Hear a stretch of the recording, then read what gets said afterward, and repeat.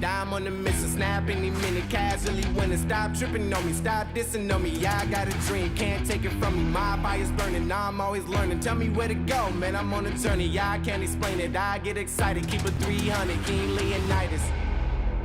Strap in, cause it's gonna be a long ride. Working on me every single day and night. There comes a time when your worlds will collide. If it's holding you back, push it right to the side. Ain't got no time for no fear. I work too hard to get here.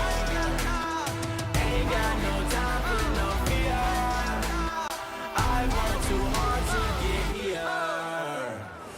I don't got the time, put me in, coach. I've been going hard, time to let it show. Everything raw, give it to me now. Let me have the spot, man, it's going down. Gotta get it here, I don't wanna wait. Take what I want, then I go train. Gotta get a win, I won't lose the game. This is my year, I ain't gonna break. Strap in, cause it's gonna be a long ride. Working on me every single day and night.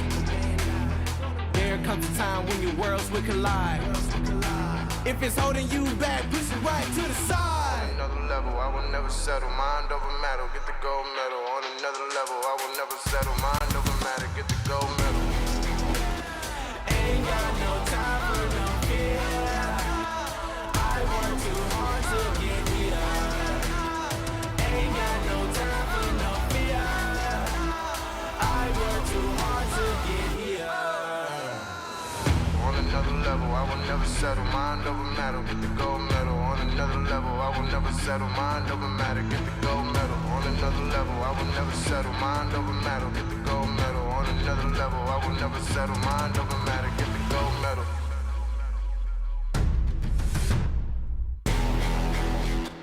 Ain't got no time for no fear. I work too hard to get here. Ain't got no time for no fear. I work too hard to get here. Ain't got no time for no fear. I work too hard to get here. Ain't got no time for no fear.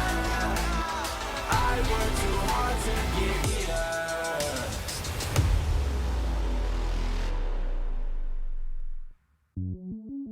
Welcome to the place where dreams come true, where everything you want can be yours, if and only if you're willing to work for them, you're willing to hurt for them, but most of all, you're willing to be first for them. Ha! Look, I'm going straight to the top. I don't know how I would stop, like it or not. I got some goals that I'm hitting. You hear what I'm spitting, it's hot. Look what I got, whole lot of passion and pain. The road to success is insane. Stay out my lane, cause I'm on a mission. I'm getting what stands in my way. Yeah, I'm a beast, I wouldn't play with me, baby. The way that I'm training is crazy and I do it daily. You wanna talk about drive? I got more drive than Mercedes, I've never been lazy. I'm in the room, it's a red alert. You wanna compete, well get better first. I got 10 toes in the dirt, push through the hurt just to show them my worth. I'm the best. Yeah, I'm the best. I never stress. I know what's next. I'm who they test, like we playing chess. But I'm unimpressed, so now let me flex. Ha, yeah, I'ma work through the struggle and hurt, cause I know my worth, and I gotta be first. Ha, yeah, I gotta be first. Look, I don't want anyone's sympathy. I understand what it's meant for me. I give my focus and energy. If it's meant to be, then it's meant to be. But mentally, I'm undefeated. They hear that and say I'm conceited. Like there's no reason. Like I don't beat them and come back again just to teach them that when you work under pressure, you reach higher measures. They'll try and bring you down, but you cannot let them, and only get better and focus on cheddar. Eye on the prize and you'll become a legend. Like, when I'm in the room, it's a red alert. You wanna compete, well get better first. I got 10 toes in the dirt, push through the hurt just to show them my worth. I'm the best. Yeah, I'm the best. I never stress. I know what's next. I'm who they test, like we playing chess. But I'm unimpressed, so now let me flex. Ha, yeah, I'ma work through the struggle and hurt, cause I know my worth, and I gotta be first. Yeah, I gotta be first. They don't know what's gotten into me, how'd I turn pain into energy. Through all the struggle and hurt, remember my worth, and that's why I gotta be first.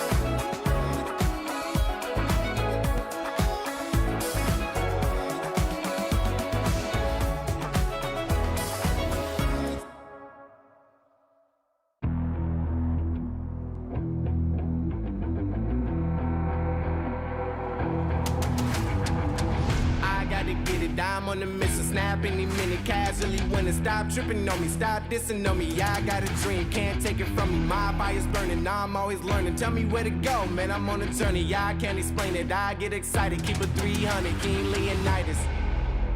Strap in, cause it's gonna be a long ride. Working on me every single day and night. There comes a time when your worlds will collide. If it's holding you back, push it right to the side. Ain't got no time for no fear. I work too hard to get here. Ain't got no time for no fear. I work too hard to get here. I don't got the time, put me in, coach. I've been going hard, time to let it show. Everything raw, give it to me now. Let me have the spot, man, it's going down. Gotta get it here, I don't wanna wait. Take what I want, then I go train. Gotta get a win, I won't lose the game. This is my year, I ain't gonna break. Strap in, cause it's gonna be a long ride. Working on me every single day and night. There comes a time when your worlds will collide. If it's holding. We're back with another week of competition for Clash of Clans, and after what we saw last week, today is sure to be an exciting day. We had one perfect war from Method to Madness, multiple 14-star near-perfect wars, as well as a war that was won by only 0.4%, with UG and We Stay Active at the top of the table when it was all said and done. Who will step up this week? Let's find out. Ladies and gentlemen, this is the Snapdragon Pro Series.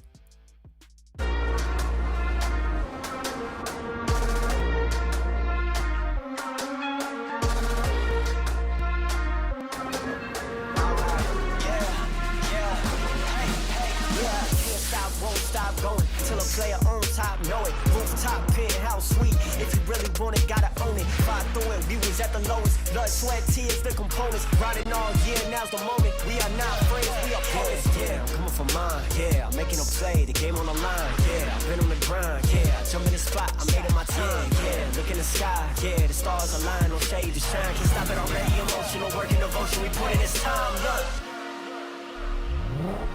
you won't stop.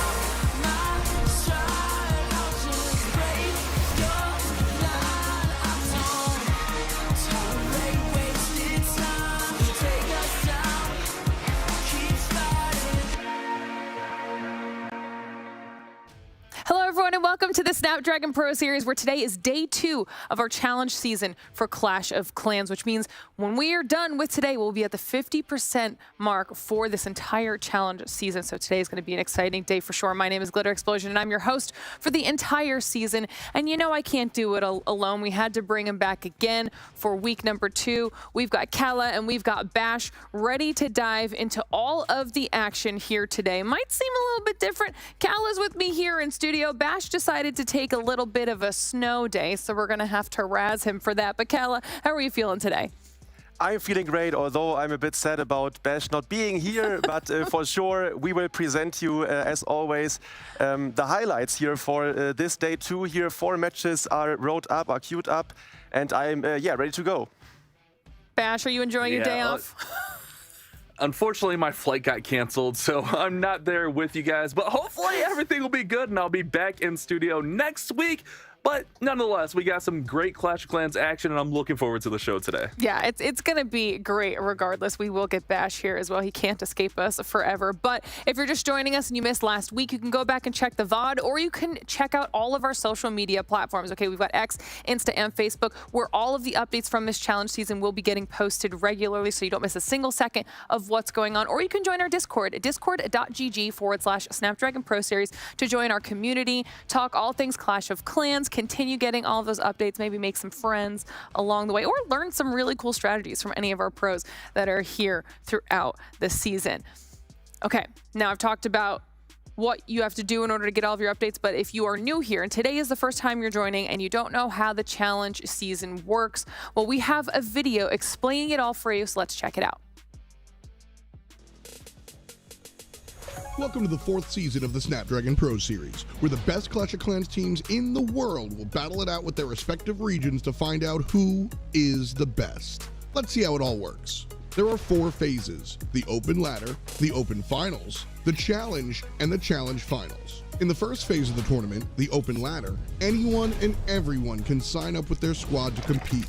The teams will draw random matchups to accumulate qualifying points in order to qualify for the next phase, the open finals. But with one catch: the teams who finish the ladder in first and second place automatically skip the open finals and get invited straight to the challenge. But more on that later.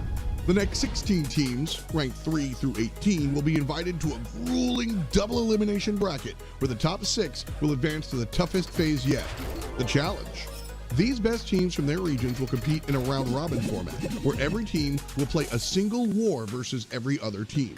The 4 teams with the best records in the challenge then get invited to the ultimate showdown, the Snapdragon Challenge Finals. One more brutal double elimination bracket will determine who is the very best of the best and award one team with a $20,000 top prize, the pride of their region, and the covetous title of the Snapdragon Pro Series Challenge Champions. So now you know why it is so important for all of our teams here to do as well as they can. Not only do they want the title of being the best in their region, not only do they want the trophy, they want that prize pool as well. $20,000 on the line when they make it all the way through to the challenge finals. But for the challenge season, Kala, let's take a look at the prize pool. Talk to me about some of this money. Yeah, indeed, it is not only the honor, but also some money to grab here. In total, for the whole season, $60,000. But in this stage of the tournament, in the challenge season, the first place will receive $2,250. But for every rank you are climbing in this ladder, you will gain $250. All of those 8 teams are in the money, so that is what I love. Yeah, right. I mean, if they make it here, they get a little bit. If they continue on in their top 4, making their way through to challenge finals, they'll get even more. So there's lots on the line for all of our teams here today. Now, obviously, this is the second week, which means last week, we didn't have this last week because it was the first time we were playing. But after everything that went down, we now have a leaderboard, a little bit of insight into how things could potentially play out here today, Bash. It was UG and We Stay Active at the top.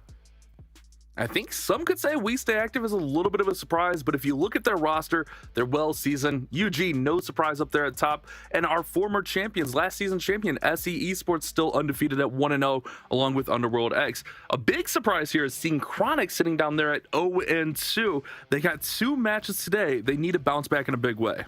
Yeah, I'm glad that you also called out SE Esports up there.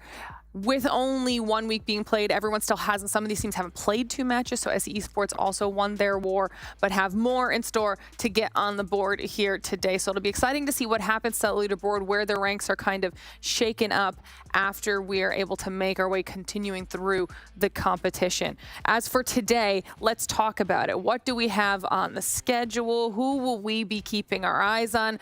Kala, which matches jump out at you? For these are the on-stream matches. Yeah, we need to mention directly the first matchup between Synchronic and United Gaming. Bash mentioned that Synchronic had a bit of an upset last week, so 0-2 in the beginning is not the best start in this challenge season. They need to come back, and they are really strong because they also, like United Gaming, scored 7 out of 10 triples in their first matches, but they are lost both. So this match will surely be epic. And also Method to Madness in the second match is one to watch out for. They had the first perfect war last week. Yeah, lots to keep our eyes on storyline-wise, but of course we will also have our 3 off-stream matches. So if you guys are following along with any of these teams, don't worry. As these results start to come in and we get those, we'll make sure to update you at home so that you know how these matches are going as well. And you don't want to miss that, because last week, those score lines coming in were some of the closest ones we had. So it's good to keep your eyes on not only what we've got going on here on the live stream, but keep your ears open for those updates from us for the off-stream matches as well. And then when all is said and done today, we will have finished week number 2. But we took a look at the leaderboard. We saw that it was United Gaming on top, and we actually have Drew, the manager for UG, standing by ready to talk with us, which I'm very excited for. So Drew, let's get you in here and we will say hi. Can you hear me? How are you? It's been a while. Yes, it's been a while. I'm so happy to hear from you guys. Thanks for the opportunity once again. Drew, are you working right now? Yeah, I wanted to give the guys the opportunity to focus up on the wars and the scouting up that's coming up ahead. So fair, and couldn't think of a better way to use them. I love it. I absolutely love it. Now, you guys obviously had an insane so sorry start. about that. No, you're okay. You had an insane start last week. On starting with an almost near perfect war, only 7% off, and then you obviously get the 2 wins regardless. So how is the team feeling after last week?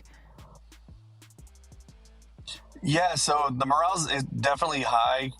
Coming into the new meta that just came out with Town 16 coming out not so soon ago, it was a challenge to try to figure out what the meta is going to be, how to defend it, how to use it to our advantage, and I think we adapted well. Yeah, that is true. I want to mention that only 2 attackers were able to triple your bases. So you mentioned that Town 16 is only 1 month old. In this time, you need to farm your accounts to upgrade everything. And during that, you were able to adapt to the meta. How was it possible? We just constantly keep making adjustments. You know, all credit goes to the players and the base builders, Ninch, Sir Will, Agent, Ghost, everyone that is able to help us and, you know, play as many hours as they can to help benefit the team. To those that can't play as many hours is super crucial and beneficial to the team overall. Drew, is it true that this is exactly why it takes so long? Like when I give you my license and insurance and stuff, you're on an interview on a mobile show instead of running my... No, in all seriousness, all right, Drew, which team is UG kind of keeping their eye out on? I mean, you got some really strong teams in here. Which one are you guys kind of keeping an eye on their wars? So going into week 2, honestly, we're going to keep an eye on all of them. So we just want to kind of take one war at a time and make adjustments as we see fit. Mathematically, we're trying to do our best to see what our options are and trying to explore all of them to see what we can do. What bases to use against certain teams, look at the scouting of what other teams are using, what bases they're running, and see what works and what doesn't, and just keep taking one war at a time and see what goes on. Very good, man. Very good. The slow and steady approach. You're always very, very humble as well, Drew. We won't keep you on here too long, but I do want to say thank you for jumping on and chatting. Before I let you go, do you have any shout outs that you want to do? Yeah, shout out to Bash. You're getting a ticket in the mail, my friend. He deserves it. You don't have jurisdiction, sir. Hey, listen, it is what it is. I'll still send it to you. But shout out to my team. Shout out to the guys. Shout out to Beer, Ninch, Ghost, Swifty, all of them that work really extremely hard to make this happen. And shout out to the working class people of North America showing how to attack and EU make inspiration, you know? Love you, buddy. Be safe out there. Love it. I love it. Drew, thank you so much. Absolutely, man. I appreciate the time. Thank you, guys. Thank you for jumping on and chatting, Drew. We'll talk to you soon. Absolutely. Take care, guys. I hope you heard that, Bash. You know what's coming your way. I'm not checking the mail for the next 2 weeks. I love talking with Drew. He always gives me a hard time, but just a really good dude. I mean, as you see, out there working, but also supporting his team at the same time. You got to love that. Oh, yeah. I mean, Drew's incredible. We got a chance to meet him in person last year in San Diego, or at least that was my first time meeting Drew in person, and it was really, really fun. But we talked about UG a couple times. We're just going to keep doing it because you saw the schedule. First match of the day is Synchronic versus UG. So what can we expect out of this one here, Kella? It will be a crazy matchup here. So both teams are offensive-wise one of the strongest or the strongest here in the competition. But Synchronic last week had some upsets defense-wise. United Gaming strong as always. This match will be a great one for sure. Yeah, this one, there's a lot of pressure on Synchronic in this one. I know it doesn't feel like it. We're only in week 2. We have 7 matches for all these teams to play.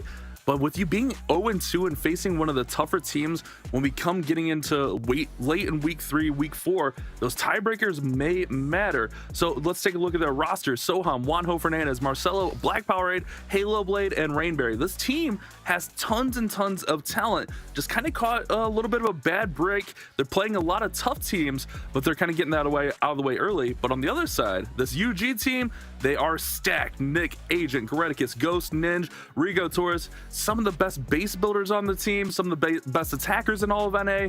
This team is really stacked to make a run this season. I feel like we saw so much out of both of these teams last week. It should be interesting to see what adjustments they were able to make from week to week too, because it really does come down to a good job scouting and then figuring out the right bases to build against the different types of attacks that we've seen throughout the season, like Drew was saying in that interview. I felt like he was, holding a lot close to his chest, Kala, but this could be yet another opportunity for UG to just really assert their dominance. That is true, and especially Bash mentioned it, that Synchronic had some really close wars, although they performed offensive-wise really strong. The defensive side was not on point. I talked to Halo Blade, and he told me that they maybe misjudged the meta. So hopefully, he told me that they have prepared really hard this week to be better in shape, and for sure this match is all in for them. That is interesting information to know. I'm gonna pay attention to how this unfolds. For now, I need to send you off to the other side of the studio so I know it's a lonely time, Kala. Bash can't walk over with you, but Bash is going to walk with you in spirit.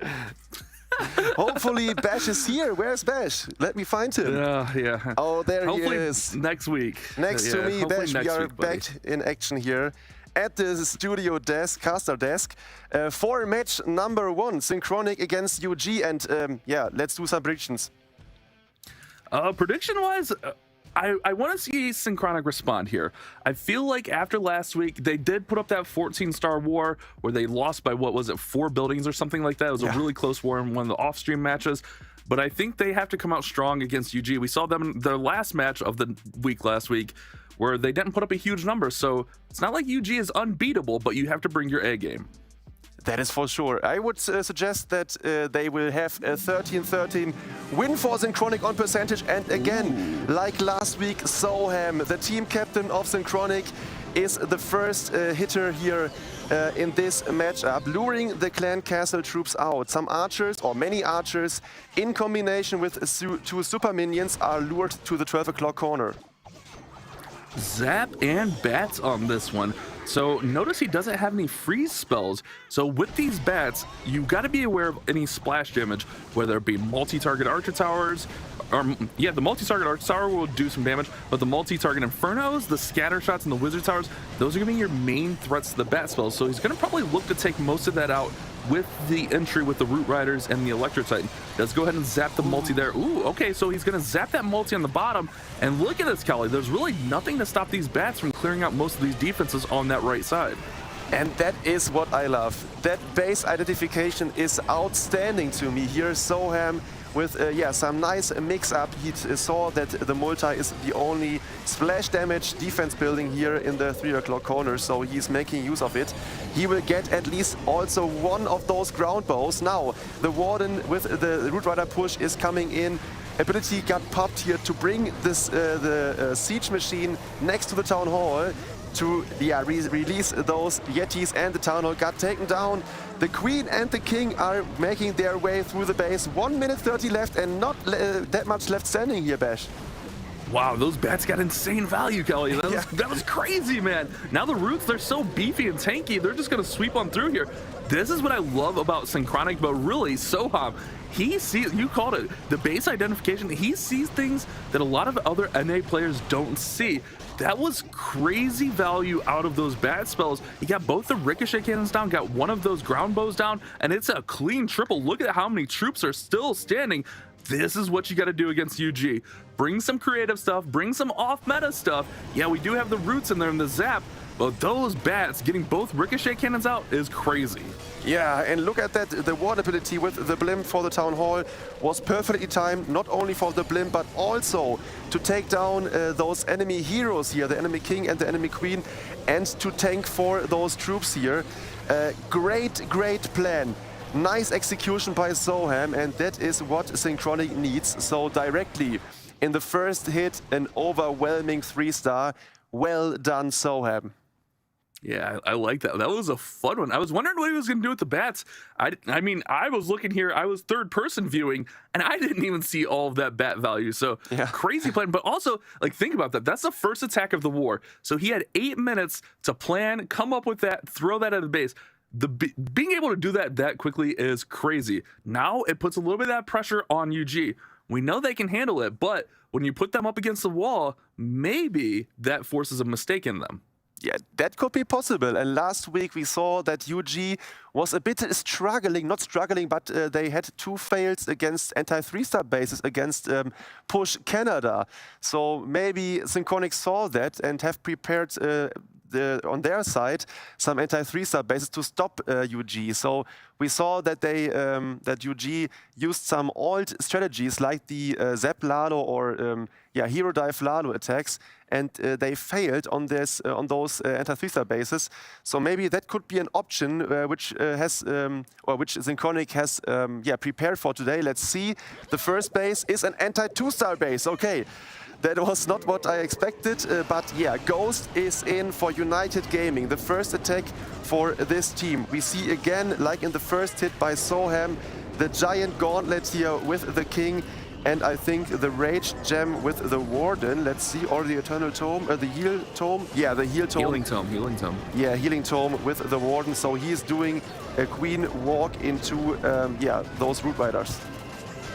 All right, tons of archers coming out of this clan castle. Pretty standard setup for this attack. Anytime you're using the Root Riders, or not necessarily anytime, but it seems like a lot of the time when we're seeing these Root Rider attacks, we're seeing that Healing Tome on the Grand Warden. Queen's gonna go ahead and deal with this clan castle. Not too much stress there for the Queen, and then she'll be able to push in and get just quite a bit of value. He does have a battle blimp selected at the current time, but remember, you can always change that out. Ghost, a really competent attacker, but also can do some really fun things. Let's see what he ends up doing with these Root Riders, if they'll join up with the Queen or if they'll go in on their own.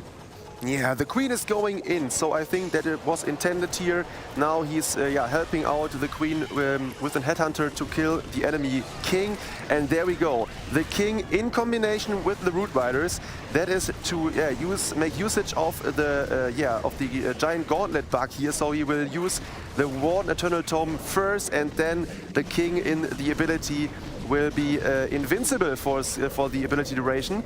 So there we go. The blimp is flying directly. He's also covering the Queen with this ability of the Warden.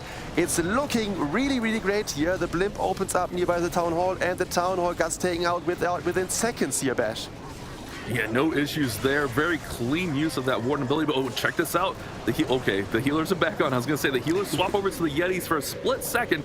They do bounce back over. I don't see the Royal Champion in yet, but she should likely join the party around that 6 o'clock position if she's not in already. I don't see her in. Oh, wait, no, she is in there. Okay, there she is. I see that 45. Yeah, I was looking for the 45. It was hidden. There it is. But she's invisible. So, you're right. With all the abilities, it's looking good. Yeah, but you are right. The Fox is used here with the Royal Champion, so yeah, she got invisible for some time here, and it's looking decent. The Queen with ability, the Monolith is tanked here by a skeleton spell, so nice touch by Ghost. And although the time is running short, I think he's good to go here with the ability of the Royal Champion. The last Teslas are down. All the troops have survived. Incredible strong attack here by Ghost, and in the end he got like 15 seconds spare, 17 seconds spare, and a well-deserved 3-star also for United Gaming as an opener.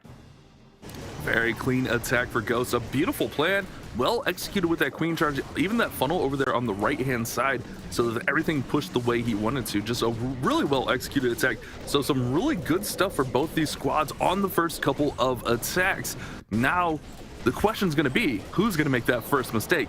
We're only 2 attacks into the war, but when you're going back-to-back triples, all it takes is one little slip-up and you leave that door open. Yeah, that is for sure. But we saw that both teams, so for example, last week in the first matchup, we had 6 triples as the first 6 attacks. So maybe both teams want to do it the same way here. Synchronic needs this victory here. They are 0-2, although they have the same hit rate as UG.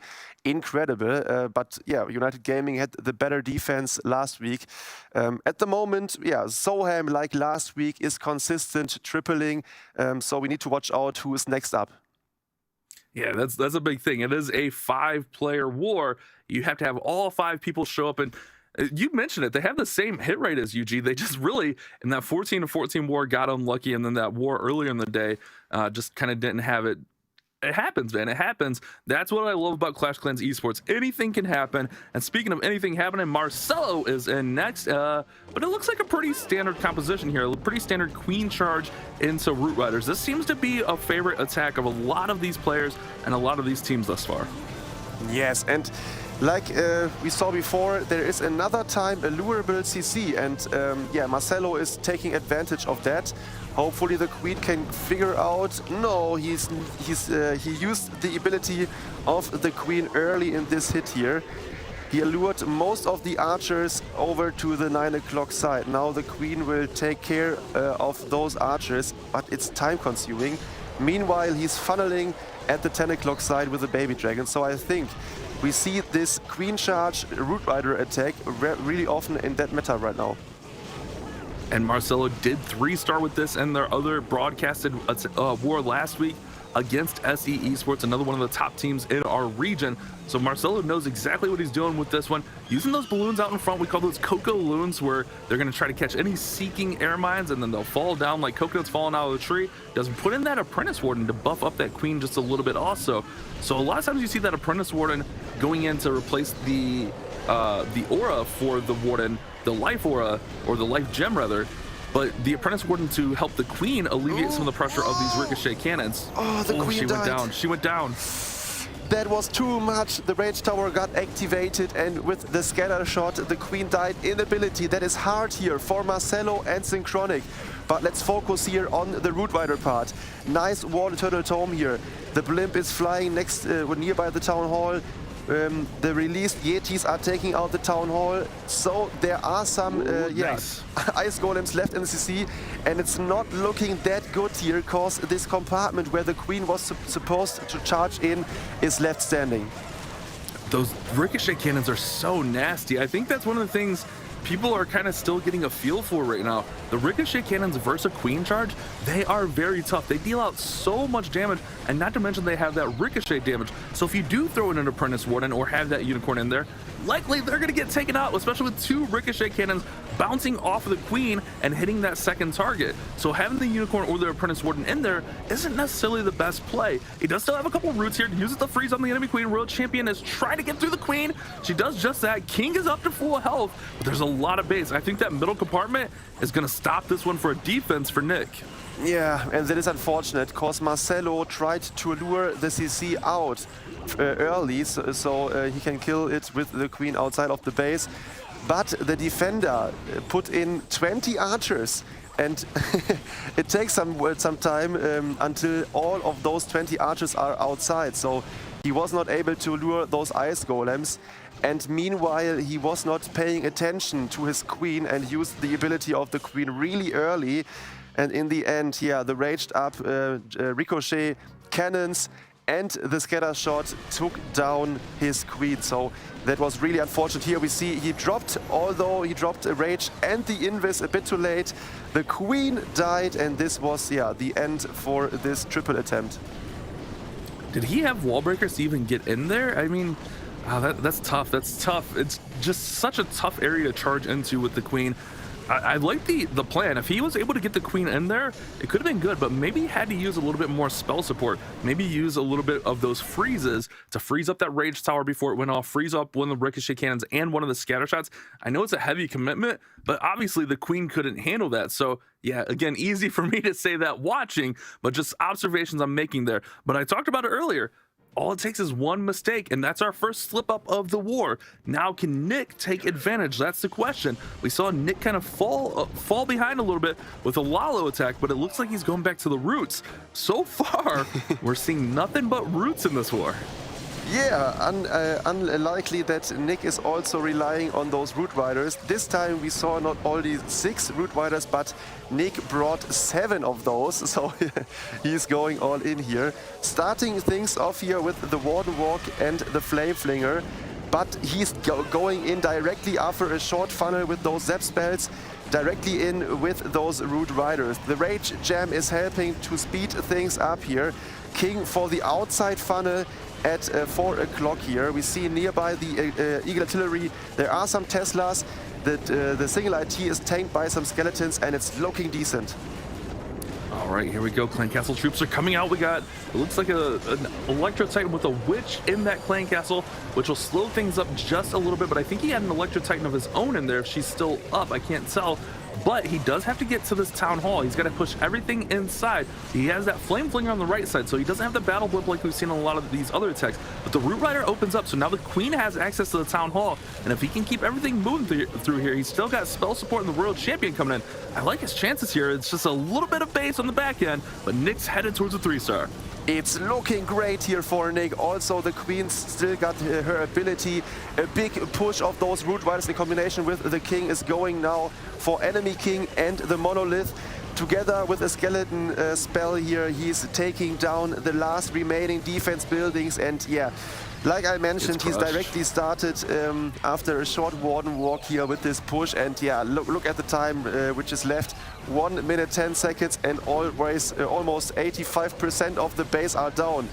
One remaining Art Tower is left standing, but yeah, with the ability of the Royal Champion, Nick is crushing this base of Halo Blade completely. Wow, it's going to be an advantage for UG Gaming. They'll be up 13%, but more importantly, they'll be up on stars.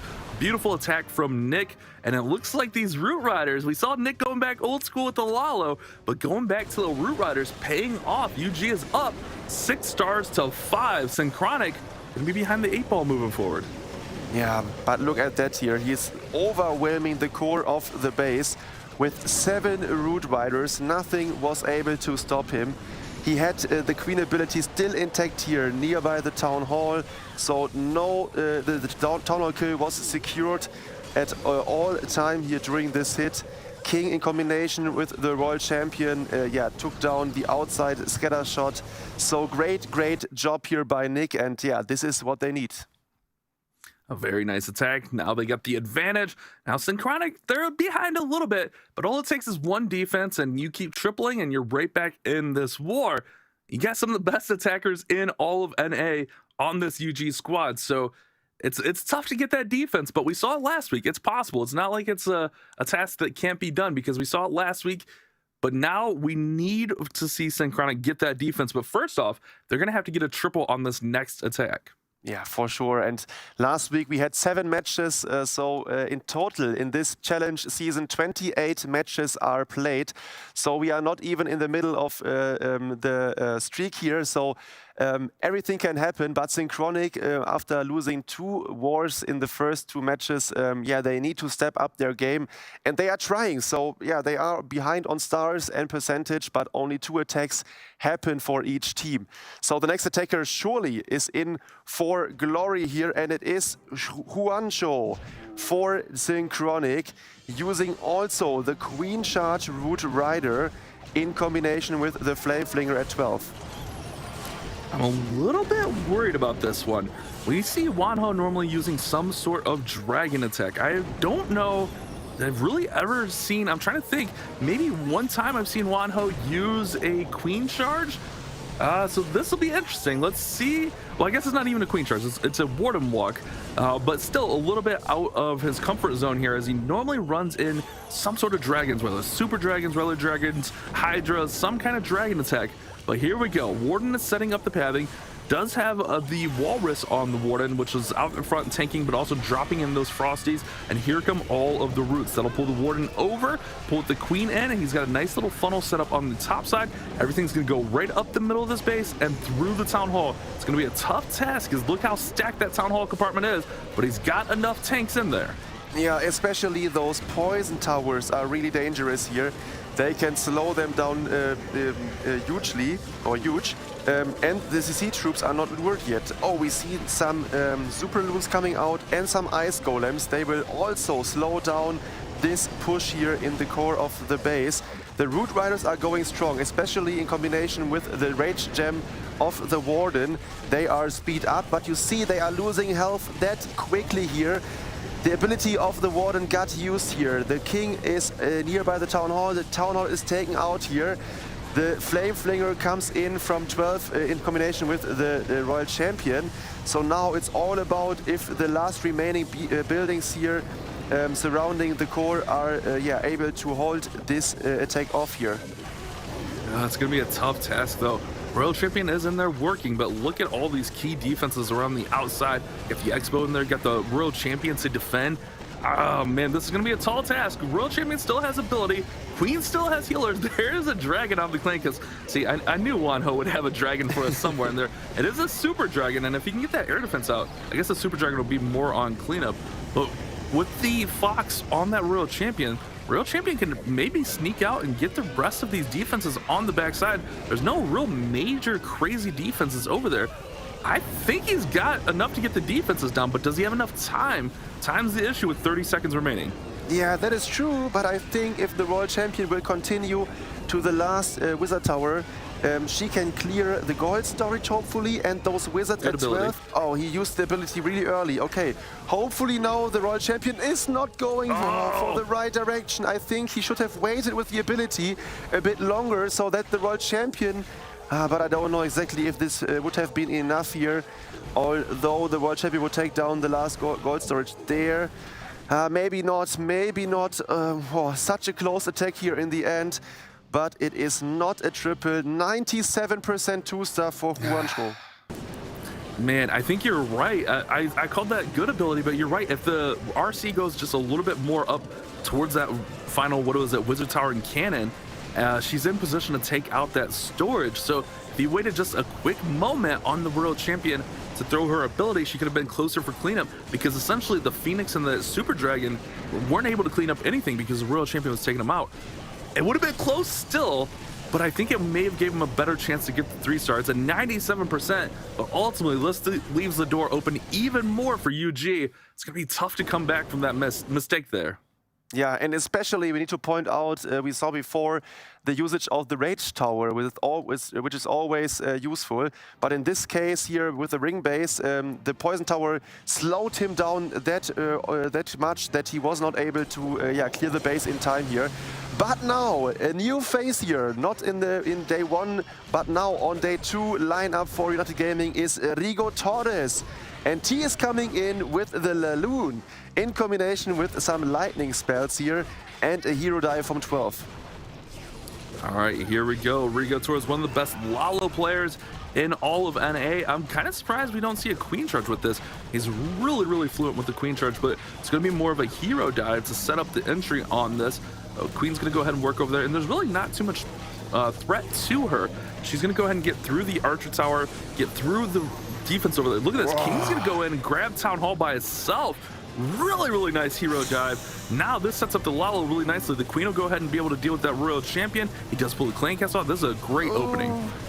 But he missed to get the Town Hall, although the King had the Phoenix on him and punched some hits more onto the Town Hall. It was not fallen down. The builders are healing it back up here. I think he needed to invest another spell, but he didn't.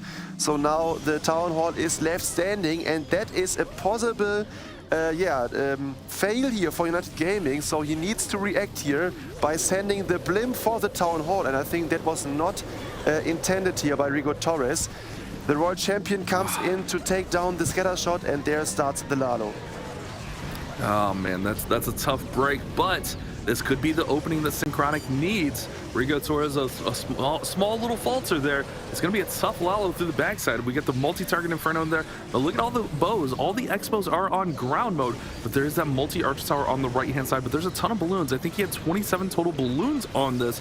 So he's got a lot of firepower through here. But can he force his way through these defenses? That sweeper, oh man, he needs to get that multi down. If he gets this multi down, I like his chances to fix this. All right, multi goes down. Now he's just got that multi-archer tower. I think he's fine here still, Cal. I think he gets this. Yeah, incredible here. I think he's making advantage here that the core IT is on single.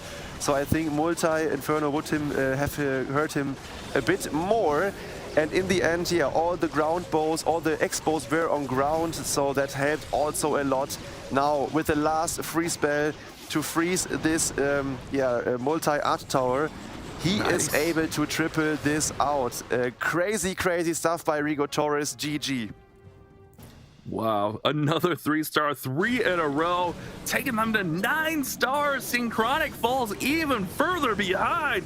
9 stars and 16% is the, or 2 stars rather, and 16% is the advantage for United Gaming. It's a tough break for Synchronic.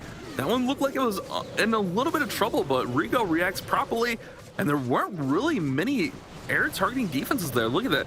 Those Expos are so powerful, but not if they're not firing on anything. Oh man, beautiful attack, and that balloon parade gets it done. What a beautiful attack from Rigo. UG moves forward even more, 9-7. Synchronic's got an uphill battle. Yeah, I love the play by Rigo Torres, especially the king got funneled in here for the town hall kill by himself. So no support for the king, and with an invis, he tried to take down the town hall in style. But yeah, he was not able to do, but sending the blimp in, securing the town hall kill, gave him the chance to overwhelm the space with his Lalo back end. So great job. I'm happy to see Rigo Torres here again in this challenge season. Although I think he was on vacation last week, he is back in action today. But it is a hard one for Synchronic, because now it is 9-7 after those 2 fails by Synchronic. Yeah, but it's not over yet. The percentage isn't out of reach. It's only 16% difference here. So if they can get a couple triples and get a couple defenses, they could still pull this one out. Don't give up on them yet. It's still an uphill battle because you got some crazy good attackers from UG, but we've seen Synchronic, we've seen Halo Blade do some really nice things. Halo going with the Super Bowler Smash here, a really meta Town Hall 15 attack strategy that we've seen have a little bit of success here at 16, but now he needs it more than ever. If he doesn't get a triple here, Synchronic's likely falling to 0-3. That is true, but nicely he triggered those Teslas. To give his Flame Flinger later on more value. There is another Barbarian triggering the next 2 Teslas in front of the Eagle Artillery, so that is a nice touch here. Now sending in 2 Ice Golems in front, followed up by an E-Titan to kill some potential skeletons in the core of the base and to help to get rid of the CC troops.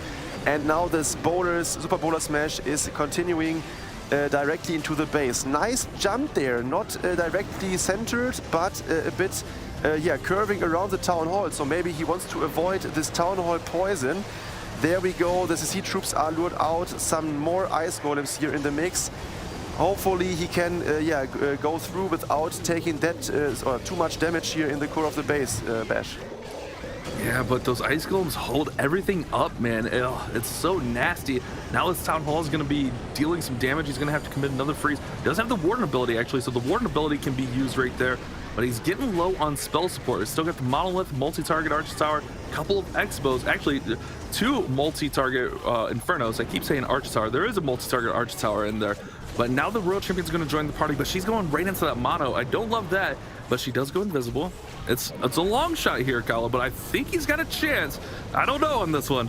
I think he got a good chance because those Super Bowlers with the Queen and the healers are going in a circle around and will take down those remaining defense buildings one after one in combination with the World Champion, which got helped by the Fox here.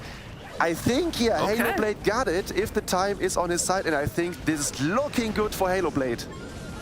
Yeah, I was a little bit worried about it, but you're right. Those bowlers just kind of went all around that core, and with the Rage Gem on the Warden, it allowed those healers just to keep everything healed up. The healers swapped over to those bowlers, so it was a really, really nice use of the hero equipment on that one to have a lot of success, and that's what Synchronic needs. They needed the 3-star there to give themselves a chance. Now they need to get the defense a lot ahead of them, but we see they're very capable, they're very strong. I love his spells right here. Even though all of his troops are being held up by the ice golems and tornado and all that, he was really patient on the spells, on the warden ability, and ultimately it pays off for him as he's able to get through and get the triple his team needs. Yeah, and here, look at that in the replay. You see that the Super Bowlers and the Queen stepped a bit out of the range of the northern multi-inferno. So they surrounded the town hall and didn't took the damage of all those buildings at the same time. So great job by Halo Blade. Another good attack here over overwhelming this base here with a Super Bowler smash. We didn't saw that many Super Bowler smashes last week, so great job. It's a bit pity that Juanjo only got 97% time fail, so it would have been a bit closer for Synchronic, but now they need 2 defenses in a row here. Up next, maybe Agent or Ninch. Let's see who is in. Here we go, and it's going to be Agent 33 coming in with a Queen charge Root Riders. Well, I guess I should say some kind of charge Root Riders, because it could be a Warden Walk. Keep an eye on these Skeletons. We got Skeletons going for the Flame Flinger. Does he see it? Skeletons are dealing damage. I don't think he sees it. Or did he? Okay, he got it. Oh, no, they're still in there. The Barbarian gets in there. That Flame Flinger is not going to get enough value. Those Skeletons took a lot of chunk out of his Flame Flinger over there. Queen's now dealing with that enemy king, but I don't think he's going to get the proper value that he was looking for out of that Flinger. That is true, and yeah, minimizing the value of some parts of the attack is always a good thing to defend in the end. So maybe Soham as the #1 maxed out base here for Synchronic can hold off this attack by Agent. Let's see, the Queen charge is going directly into the Town Hall compartment against 2 ground bows which are raged up here. He's facing off the Town Hall soon without any problem here. The raged up Queen is getting healed back up. Now at 10 o'clock the Root Riders in combination with the Warden and the Royal Champion are coming in. The King is not deployed yet here, but at 12 o'clock we see some funneling troops here and the push goes through the base. All right, here we go. It's going to be a long push through as the Queen's going to deal with these Clan Castle troops. It's archers, more archers, and a few rocket loons to finish off this Clan Castle, but the Queen will have... Ooh, wait, Queen has to go to ability. I was going to say Queen will have no issues dealing with that, but she does have to use ability. Now that King comes in from the bottom side to sweep in with the Queen. If you can get the King to go into that scattershot compartment, that'll be really nice. The Roots are working through the top side. He's got a lot of force on this base, and they're all kind of spread out. Does Agent have enough to get through here, or did he need just a little bit more out of that Flinger? That's what we're going to keep an eye on here. I think he's good to go. Agent is doing everything perfectly here, tanking with a skeleton spell the Monolith. The Monolith got taken down here in the core. He's raging up the Royal Champion, because with the Fox it is invisible at some point of the attack, and yeah, he is crushing this base completely. Although you mentioned it, the Flame Flinger had maybe like 1 building value. He was able to triple this base in style here. King ability was used in the end without having any thoughts here for him. Dealing damage next to the scatter shot here. You see the Queen ability got used against the enemy CC, but behind that point of the attack there was only 2 multi-infernos left standing, so the Queen was fine. The whole hit here, and this was crushing. Beautiful attack from Agent, and this one is now out of reach for Synchronic. UG on pace. I don't want to say it, but you know what they're on pace for here. We might see our first one of our broadcast, and it's a very nice war so far. Synchronic, oh man, we talked about it in the open. We talked about it at the start of this war. They're gonna, it looks like, I mean, you know, barring anything catastrophic, looks like Synchronic's gonna fall to 0-3, but I don't think that's the end of the world for them. If you look at who they played the top 3 teams. So you can argue they get those hard wars out of the way now, and they can make a run at still ending up 4-3. But usually that 4-3 spot is enough to qualify for challenge or for the challenge finals. So yeah, they're gonna fall to 0-3, but don't count them out just quite yet. Yeah, that is true, and especially having that huge amount of stars offensive-wise is also helpful for the tiebreaker in the end. So they need to continue trying to get those triples in. We saw Halo Blade with the crushing attack there. Super Bowler Smash against an anti-2-star base is always one thing you can do against those ring bases. Next up, Powerade is also using the Super Bowler Smash here. The Giant Gauntlet with the King here. I think the Rage Gem with the Warden or the Healing Tome. Let's see when the admin is showing us. Oh no, it's the classic. The classic combination for the Warden. So first up, he's blimping the Multi-Inferno, yet he's raged up against those ground bows, the Multi, and luring the CC troops out. Queen is getting saved with an invisibility spell, and now it's all about taking down those super minions. Lots of work to do for the... Ooh, watch the Queen, watch the Queen.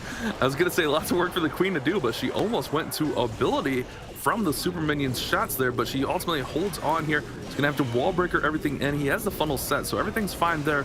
Does have the jump to jump into the middle of this base, but keep an eye on these troops. You don't want them to go down and left. The Queen jumps over the wall. I think that's going to help keep them pushing to the middle of this base.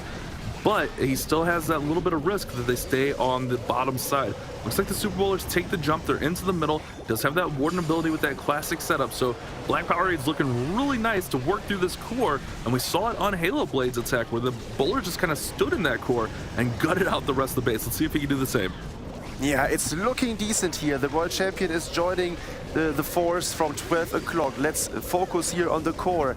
There is another poison of the Town Hall deployed after the Town Hall went down.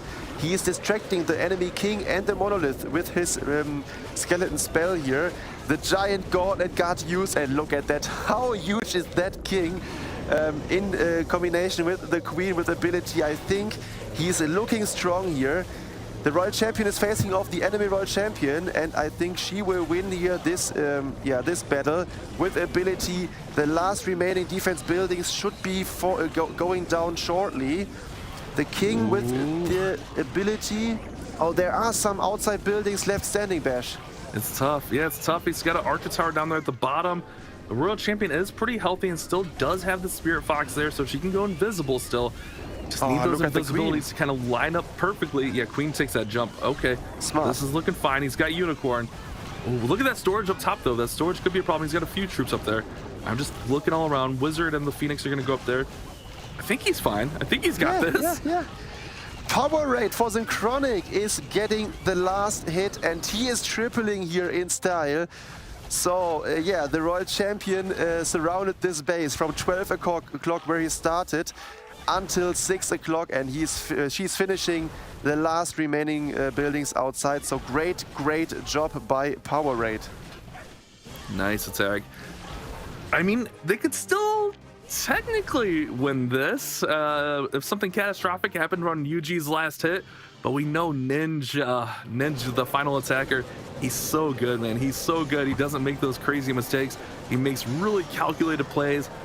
And really just everyone on this UG team, they're not going to be making any crazy risks or taking any crazy risk that'll put them in a position to lose a war. So Ninja's going to come in and try to close this one out, and really, Ninja's going to go for that 3-star and try to get the perfect. Yeah, hopefully he will. He's going for the perfect, but you saw before that also Synchronic is using anti-2-star bases. So if there is something unexpected happening, it can potentially be a 1-star too. So it's not done yet here. So United Gaming, sure, they have the 12 stars already, but they need to get the 2-star in here to win this war.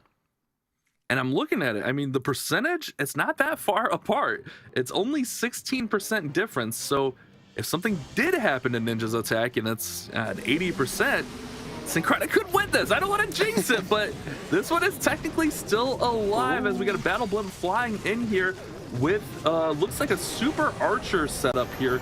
Let's see if we get the Super Archer clone out of here, and we do. So he's getting Super Archer Bomb and take out this whole top side of the base. The Super Archers will use that rage and cloned up more Super Archers to go ahead and just nail every building in this area. Not to mention he should get some damage on those CC troops as we're taking a look at the hero equipment while they're working. Now, one thing I've noticed, and this just happened in my previous war, my clan, when you're using a Super Archer Bomb, I was gonna say when you're using Super Archer Bomb with roots, time becomes an issue, but he's got 20 Super Barbs in here, so I don't think he's gonna be overly worried about time, but let's keep an eye on it.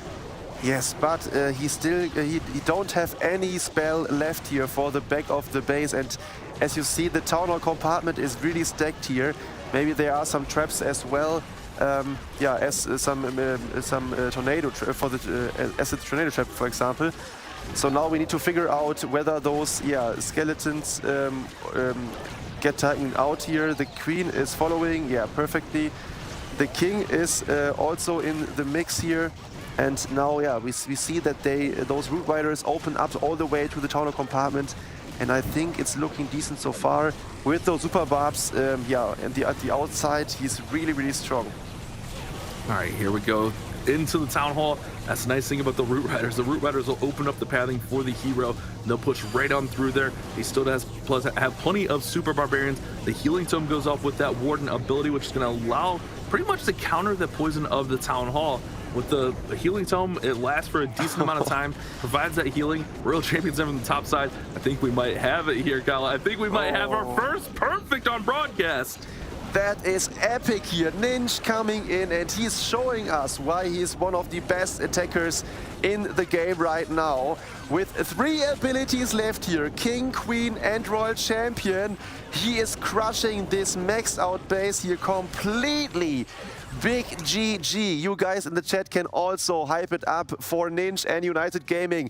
Our first broadcasted perfect war in this stage of the Snapdragon Pro Series. What a beautiful attack. This is what I'm talking about with Ninch. Just such a good attack. Really, all of UG looked really, really good today. None of their attacks were overly close.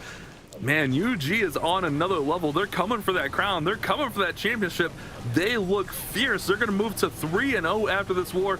And on the counter to that, Synchronic, a team that has so much talent, just getting so unlucky, and they're going to drop to 0-3. So 2 completely different sides of the spectrum here for these 2 squads.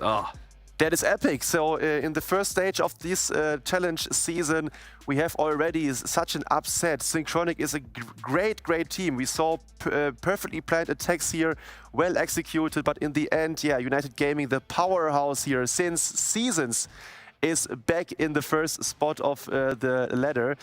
So great job by United Gaming. But speaking of their perfect war, next up, after a short break, we will see Method to Madness in action again. Last week they had a perfect war in the off-broadcasted match, or in the match behind this broadcast. So now we want to see how they perform offensive-wise here in this next match against Push Canada. So stay tuned, get you a little refresh, and see you in 3 minutes.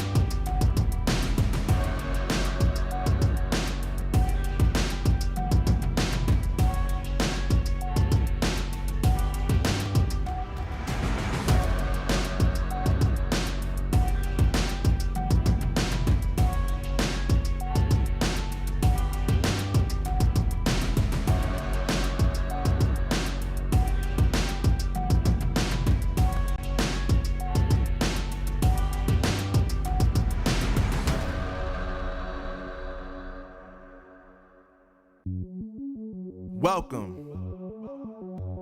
to the place where dreams come true. Where everything you want can be yours. If and only if you're willing to work for them. You're willing to hurt for them. But most of all, you're willing to be first for them. Ha! Look, I'm going straight to the top. I don't know how I would stop, like it or not. I got some goals that I'm hitting. You hear what I'm spitting? It's hot. Look what I got. Whole lot of passion and pain. The road is... The Snapdragon Pro Series powered by Samsung Galaxy is brought to you by Snapdragon Elite Gaming, Samsung Galaxy S23 Ultra, Monster Energy, DHL, and the U.S. Air Force. All right, everybody, welcome back to the Snapdragon Pro Series.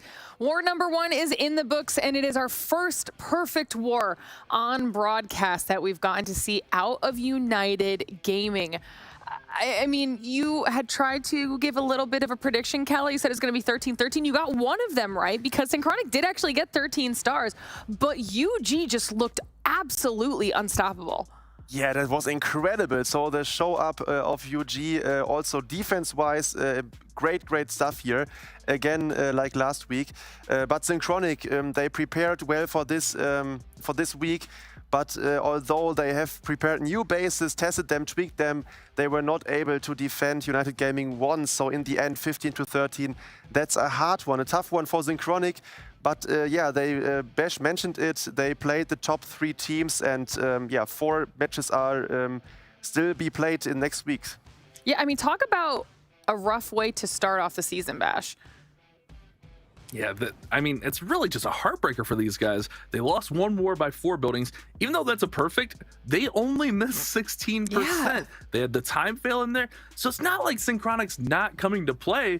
It's just they're running up against some really tough teams on the opposing team. So they're 0-3, but I think they can still bounce back. It's a tough road ahead. You just got to not get demoralized here. I agree. I think that the 0-3 isn't necessarily reflective of their ability, because like you said, all of their wars have been really well fought. So I'm sure that they're going to be able to kind of learn from this one yet again, pick things up for next week even. So Synchronic have just had right out the gate to go up against some of our top squads that we had our eyes on before the season even started. So regardless, still phenomenal out of UG. They looked completely unflappable, so it'll be interesting to see what happens when we start getting some of our matchups next week with UG up against any of the other undefeated squads that we will have on our leaderboard at the end of today. But now that we've wrapped up that first war, let's start talking about our second war. You mentioned it before we threw to the break there, Kala. It's now going to be between Push and Method to Madness, and Method to Madness was technically the first team to get a perfect war. We just didn't see it on stream. Yeah, and they got the perfect war against Omnipotence. So yeah, great stuff here, 15-13 in the off-stream match. So now they are facing off against Push Canada. Method to Madness currently 1-1 and Push Canada 0-2. So 2 losses in the first week. They want to bounce back surely, but Method to Madness is a great opponent here in this match. Method to Madness has... I think this is a team that can kind of throw a little bit of a monkey wrench in here. They lost to We Stay Active 13-12. That was a pretty close battle, but like you mentioned, they had that perfect war. But let's take a look at the rosters here. Push, we've seen a lot of these names previously. Champ, Sake, Tsuko, Ryazback, and Eric. These guys have been around for a while. We see a little bit of mix-ups from their team, a little bit of mix-ups from the roster, but I think they're fielding multiple teams during these, so I think that's why we're seeing that. But on the other side, we're seeing Method to Madness, Boone, Seaman, Grom, Stay Away, and John and Kevin. These guys can put up some big numbers, as we saw with the Perfect, and they need to really kind of solidify their spot, like moving towards the top of the pack this week. Yeah, I think that's an important point to make. This is an opportunity here for Method to Madness to give themselves a little bit of breathing room heading into weeks 3 and 4. I think they are still going to have some difficult matches coming around the corner for themselves as well. So this could be just something that would at least give them a little bit of breathing room. But on the flip side, Push has also had a week to reassess what they did last time around, to go back and watch their wars, change their bases if they want to do anything like that, or change how they were going to defend against specifically Method to Madness. So I think that this one will be interesting. You didn't do it until you got all the way on the other side of the studio, but I want to hear your prediction for this one now, Kyla, because it was actually pretty close. I don't think you could have possibly thought UG was going to come out and just absolutely smoke. Yeah, and especially Push last week defended UG twice. So I think Push is also a viable opponent here for Method to Madness. So I would suggest like a 13-12 in favor of Method to Madness, because Seaman is playing again today, and I hope for another Queen Charge hybrid. Oh, Bash, do you agree with that? I was going to go in favor of Method to Madness. I was going to go a little bit lower for Push. Really? They struggled quite a bit against UG. I don't remember what their other matchup was, but if we remember, they had the defensive shutout against UG. I think both these teams are kind of wild cards, though. They can kind of turn it on at any time. We saw Method to Madness put up 12, but we also saw them put up 15. So I think both these teams can kind of get hot depending on who they're playing. But I'm going to go Method to Madness 13, Push 11. Oh, you even gave me stars. Okay, I will take it. I'll take it. The war is actually almost ready to get underway, so I'm going to send you on over to the other half of the studio while you get on over there with Bash. I'm excited to see if either one of you is close in these predictions. Kala got technically one of them right last war. It's just, you know, what are you going to do? Who predicts a perfect? No one predicts a perfect. Let's be honest. That's true. Yeah, that's true. So let's see. We are close to each other. So Method to Madness is the favorite in this matchup. Yeah, they performed last week in a strong way with a perfect war and a close loss. So yeah, they are 1-1 after week or day one. So they want to keep track here with the top teams in this season. So let's see if they can make it. Alrighty, well, we're going to be getting underway right now, and we'll see who is right, or if Push can, I guess, technically upset based on our predictions. And it's going to be Ryaz back coming in with a Super Archer Blimp, I'm assuming, as we got 6 Invis, 2 Clones, and a Rage Spell. Going to send that Blimp in. Ooh, it's a risky Blimp as he didn't send much support with it, didn't use the Warden ability, but ends up getting right on through there. Oh, that's a lot of bombs! Are they still alive? Oh, some of the archers got taken out there, but he does still have a few left. But I don't think he's going to have enough to get this Town Hall now. Oh, yeah, he used 2 clone spells, and in the end, I think 2 or 3 super archers survived. So, yeah, the Town Hall will be left standing, and the Monolith 2 here. He got the CC Lure partial, so that is a tough start here, but it was predicted. So the base builder had some giant bombs against this entry there. So great job by John and Method to Madness, but let's see if Raya's back can get back into this attack here. It's tough because you commit all of your spells to that entry, and after he dropped the clone, it's not like the archers were blown up before he dropped the clone. It's because they cloned, those double giant bombs went off and took out most of those super archers. So pretty much at that point, he's fully committed to that clone bomb, and now he's just going to kind of correct and try to get the roots to open this base up so the Titans and the Queen and everything will go up the middle. But I think they could go left here. This might be tough. Oh no. I don't see that he is, he's sending the world champion from 9 o'clock, so now I don't know exactly that all the root riders are dying. I think we have a potential 1-star risk here, Bash. That's a huge 1-star risk. Need Queen to get in there and kind of turn at the clan castle if she can. He's trying to cut her off, so he's at least doing that. It is open. There's a super archer in there. He brought a super archer in his comp. Okay. Queen with the ability could still get this Town Hall. She's under heavy fire. Remember, there's no spell support remaining. It's all on the Queen. Even if he does get the Town Hall, though, it's going to be really low percent. With their ability, I think she's going to have enough. Oh! Yeah, she'll get it. There we go. That was a close one, but he got the Town Hall, and some additional buildings outside got taken down by those E-Titans. So in the end, it will be an 80% 2-star. So he turned things around not that bad with the ability of the Royal Champion. He's still able to clear most of the remaining defenses here. Yeah, wait a second. Yeah, I think He's the still Monolith looking is fine here. I think he will not be in time here. Yeah. But this got way far than I expected. So Raya's back in the end. Gets the job done, although his blimp failed completely. So he saved the 2-star with 94%. So in the end, not that as an upset. Honestly, that is crazy impressive because let's be honest, Kala, you and I were both thinking this is going to be like low 80s at best, even a 1-star, but stays with it, uses that World Champion. It was a little bit it seemed troublesome that he put the World Champion in at 9. It was actually the right play so that he could cut that queen off and push her into the Town Hall. Yeah. So really good use of his assets, the remaining assets, to get that queen to go in there, get the Town Hall, and almost still secure a triple. Yeah, that is true. So maybe this was the right choice there, as you mentioned, to deploy the Royal Champion at 9. Great job here in the end. He secured the 2-star and even more in the end, 94%. But yeah, not a triple. So Method to Madness will be up next with their first attack, and they are in. It is Seaman, and he is using the hybrid bash. He is using the hybrid. All right, you got so excited when we saw him do the hybrid last week, and he's back at it again. I like this hybrid. Honestly, I mean, the miners got a new level. The hogs are still really strong. It's a traditional like Town Hall 13 attack, but it is still really, really good. Looking at his hero setup, I didn't see the king, but it looks pretty standard for a hero setup here also. I'm assuming he has Giant Gauntlet on king as well, but now he's going to have to push this queen in.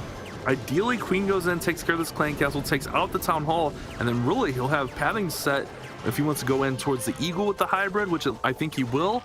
He'll have pathing set up really nicely for that. And yeah, he's setting up the hybrid right now. Yeah, and now he's starting the hybrid. Meanwhile, the queen is getting targeted by the monolith, and the king is on her. So, this invis was just on time here for Seaman. But I think, yeah, he knows what to do. He, saw this base before, and I think he was aware of this here. So now the Klein Castle got only lured partial. So there goes some more archers and those ice golems. Always a pain for a hybrid. The queen is skipping. Yeah, the queen is skipping the Town Hall. The queen's skipping the Town Hall. The ice golems are going to hold everything up top. This is a 1-star risk as well. What is going on right now? These two teams, that's kind of what I was talking about. These two teams can be very unpredictable. He does still have RC in there, but I don't think she's going to have the breadcrumbs to go to the Town Hall. A few of the miners may go to the Town Hall. Queen loses healers. Okay, World Champion's going to go over to Town Hall. Does she have enough to get it? There's miners in there. Okay, no 1-star, but everything's dying. Yeah, that was close. So he used the ability of the Royal Champion to take down the Builder Hut, so that the Royal Champion and the miners don't step to the Builder Hut and lure the enemy queen. So they go for the Town Hall. That worked in the end here for Seaman. Last week he tripled with Queen Charge Hybrid, and this week he fell short. Especially I want to point out that many of those players are using those 2 Ice Golems and 20 Archers in their CC. So it's really tough to lure them out all at once. So mostly the queen is getting distracted by the archers, because the poison is not deployed or could not deployed that early here. So in the end, also those ice golems held off the hybrid in the core. So a good base building here from Push once again, and both teams are starting with a 2-star. Push has had some pretty decent bases. You talked about it, how they held UG last week.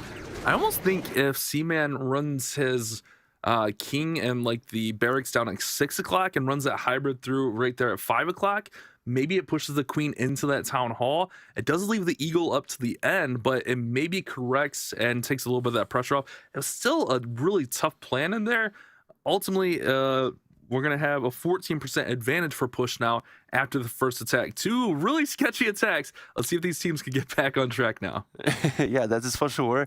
And especially the Queen charge, was so risky. As you mentioned there, the Teslas around this one set you distracted the queen, so she wasn't stepping inside the town hall compartment, and yeah, in the end it was a close one to get the town hall down, like for Push Canada in the first hit of them. So both teams starting not ideally here, but I think there is some room to improve.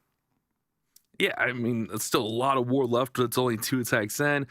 Both those attacks didn't seem to go the way they wanted to. I think his Ryazbag's archers don't get blown up. I think Ryazbag triples that, to be honest.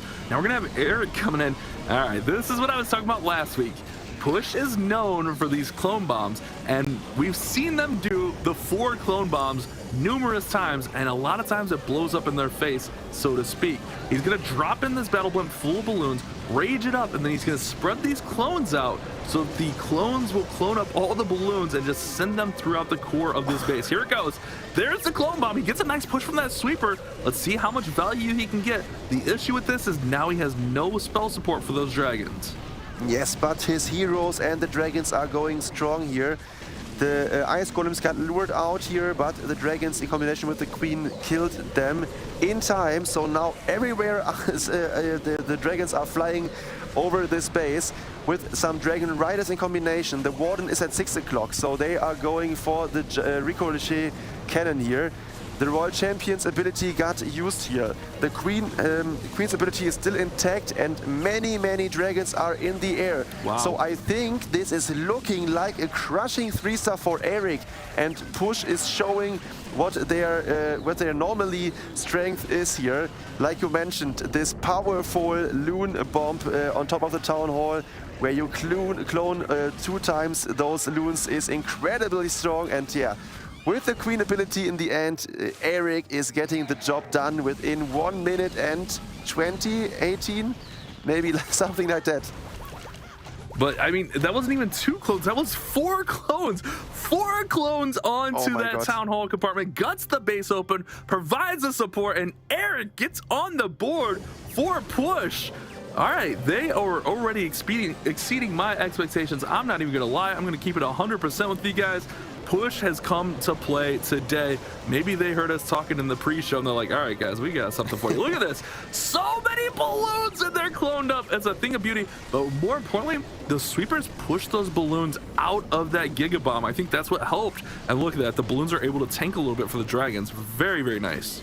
Yeah, and especially look at the troop bar. Only dragons and dragon riders as troops. So no additional loon here, because he knew that he had 4 of those clone spells to clone up those loons from the clan castle. So great job by Eric. It was a spammy attack, but in the end it tripled. So well deserved here. He identified that this base is made for it, and yeah, GG. Look, Cal, so many people get hung up on spam versus not spam and all that. It doesn't matter. What does the scoreboard say? The scoreboard says 3-star, right? Yes. That's all that matters in my book. I mean, if you look at it, I mean, the way he analyzed that base and the way that one went down, I think it was the right play for that base. He had tons of dragons up on it. Yeah, maybe it is spammy with only 2 troops on that troop bar, but when it's a dominant 3-star like that, who's going to complain? Yeah, for sure. Yeah, well, someone will. Someone will. Yeah, you can go for glory or for honor and do some styled attacks, but in the end, that what counts is the triple or the stars.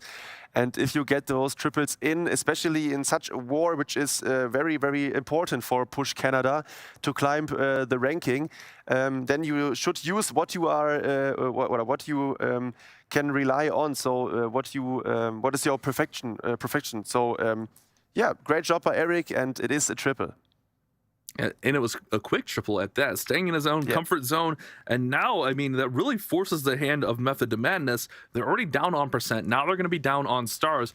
Really, they need to get a 3-star here to kind of keep pace. You don't know what Push is going to do, and that's why I meant in the pre-show.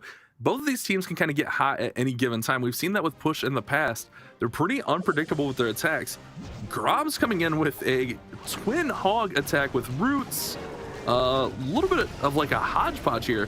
We got 3 roots, we got 10 super hogs, we got 3 regular hogs.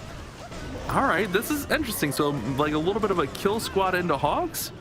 That is great, yeah. And Grom didn't play last week, so he's a new addition here today to the lineup. So this is nice, switching things here, not using the Root Riders or Dragons or Lalo. He brings the Hawk Riders into the game here, and the Log Launcher here. So great addition. This is a styled attack here for sure, after some complaints in the chat for this spam attack of push. Now Method to Madness is answering with yeah, great hero dive, or supported hero dive here into Hawks. All right, let's see what he can do here. I like the hero dive here, though. It gets really nice value. The King's going to go ahead and snatch the Town Hall. Now we'll have the Royal Champion, the Warden, and all of those Super Hog Riders come in from that top side. They'll be able to push right into the middle. We'll see those 3 additional Hogs kind of support them on the exterior. So I really like the opening for this one. The big issue here is that enemy Queen. He's going to get in there and deal with her. He doesn't pop off the Warden ability. I'm trying to see, did he throw any Headhunters in? I don't see any Headhunters in there. Something's hitting that Queen, though. All right, so Queen goes down, and now he's got to get through the back end with the multi. There's a lot of base up, but he's still got quite a bit of troops. Oh, and a nice free spell here. So the Queen died also, although he freezed the Multi-Inferno, but with the Fox and the Royal Champion in combination, I think he has good chances to triple this base out here in the end. One free spell is still left, and a couple of Hawks are surrounding this Royal Champion. So I think without any time issues, this is another triple here in this match, this time for Method to Madness. Great attack here by Grom. A nice addition to their lineup, and yeah, he is securing the first triple for Method to Madness in the second attack. They get it done. I love it. Super Hogs at that. And he did have a few regular Hogs in there. Beautifully planned attack from Grom. This is, it almost reminds me of like the old school days, Kalo, where we like at Town Hall 9 and 10, where you'd use like a couple golems. I mean, in this one we use the Root Riders. I'll use a little couple golems with those heroes, dive in there, and then have the Hogs sweep the exterior of the base. Kind of reminds me of those old school Kill Squad Hog attacks. Well done. Yeah, especially we are here in the Snapdragon Pro Series. And last year in November and in this season 4, we had also some retro cups here. So Town Hall 9 was also played, and yeah, the players there weren't able to use the Hogs because they were banned, but they did some yeah, hero dives, so some kill squads, which you mentioned, golems, King and Queen. Followed up by some loons, so yeah, crazy stuff. And yeah, you are right, always nice to see those Hawk Riders back in the game, especially also the heal spell got a new level with the update, but with those Root Riders, no one is caring about a heal spell anymore, because those Root Riders are so tanky, they don't need support by heal spells. Yeah, I mean, what do you need a heal spell for? I mean, you can just get a healing tome on your Warden, that's your heal spell, right? But I mean, that was just well done, well thought out plan of attack there. So now we're at the same standings as we were after the first 2 attacks. Push is still up 16% with that response of the 3 stars. So keeping pace, that's what you got to do in these types of wars. If you fall behind early, you don't want to keep falling behind. But now Royal Kings for push is going to look to push the advantage. You see what I did there, Cal? Push the advantage. Great job, Bash. So Royal Kings is in to push the star count for push. And there we go, the Queen charge into Root Riders. This time he's maybe using the Siege Barracks. So I think after 4 attacks, or this is the 5th attack in this match, we see the 5th different Siege machine here maybe. So yeah, great stuff. But unluckily he was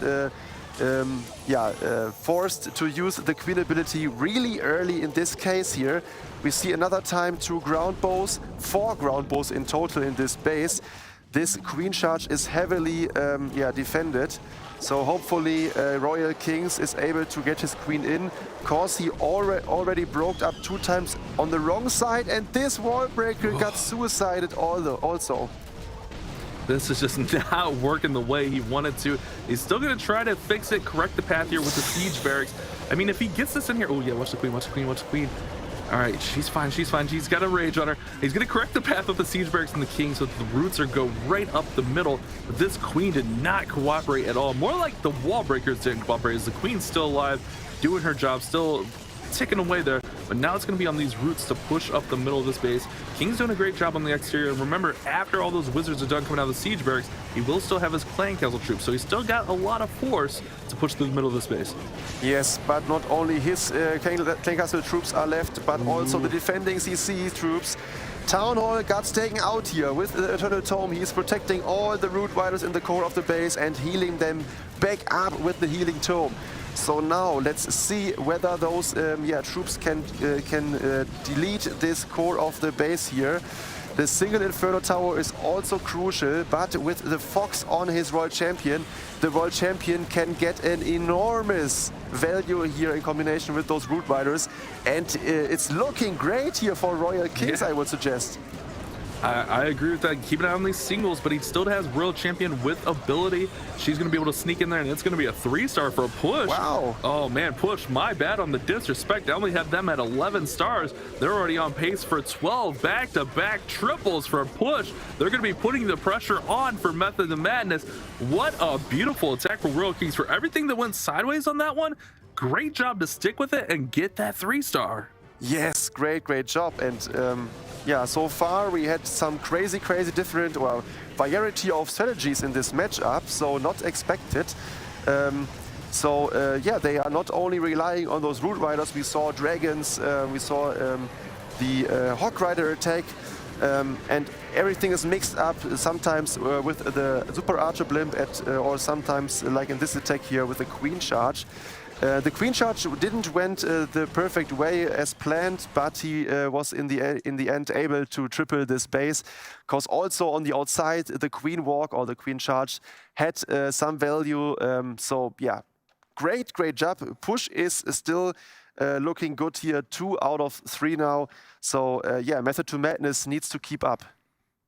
I was looking at our attacks here, and it looks like every attack has been different in this war. Yeah. We did have another Root Rider attack earlier, but it was like Super Archer into Roots, so we don't see that much. We normally see like maybe 2, 3, maybe 4 different attack strategies, but we're 5 attacks in, and every attack has been considerably different, and we're seeing some really nice attacks. Another 3-star, that's our 3rd in the row. Push is coming to play. I like what they're doing. They're putting Method of Madness up against the ropes and making them react. Now Method Madness, they got a 3-star again. Let's be honest. They got a 3-star so they don't fall behind, and it's going to be John, all right, with a straight-up Root Rider attack. Yes, directly going in, and I was thinking about how to name this attack. So is it a root strike maybe? Because last week I think Push was it, which make also usage of this type of an attack. So I got it, Caleb. I got it.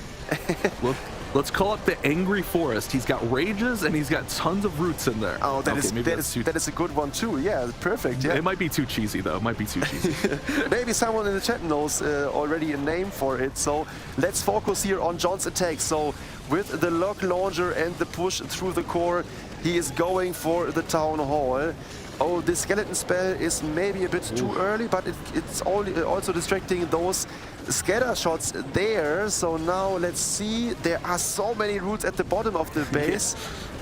It's all over. So it's spread out. It really is. He's got stuff all over this base.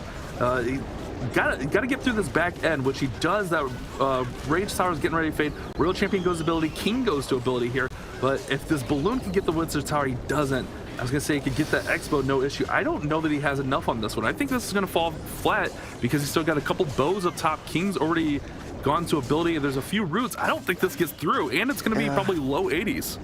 Yeah, true. So, yeah, that was not ideal. In the core, he lost so much force. So not only the abilities of the Royal Champion and the Queen, which made them die after the Town Hall kill, but also so many Root Riders. So tough one here. Although there are some Root Riders still up here with the King and the Warden in combination with the Diggy. Oh, wait a minute. Wait a second. It's actually going decent. There's still a potential, yeah. The King got taken down here, but with the Diggy, 2 Root Riders and the Warden, there's only 1 bow left.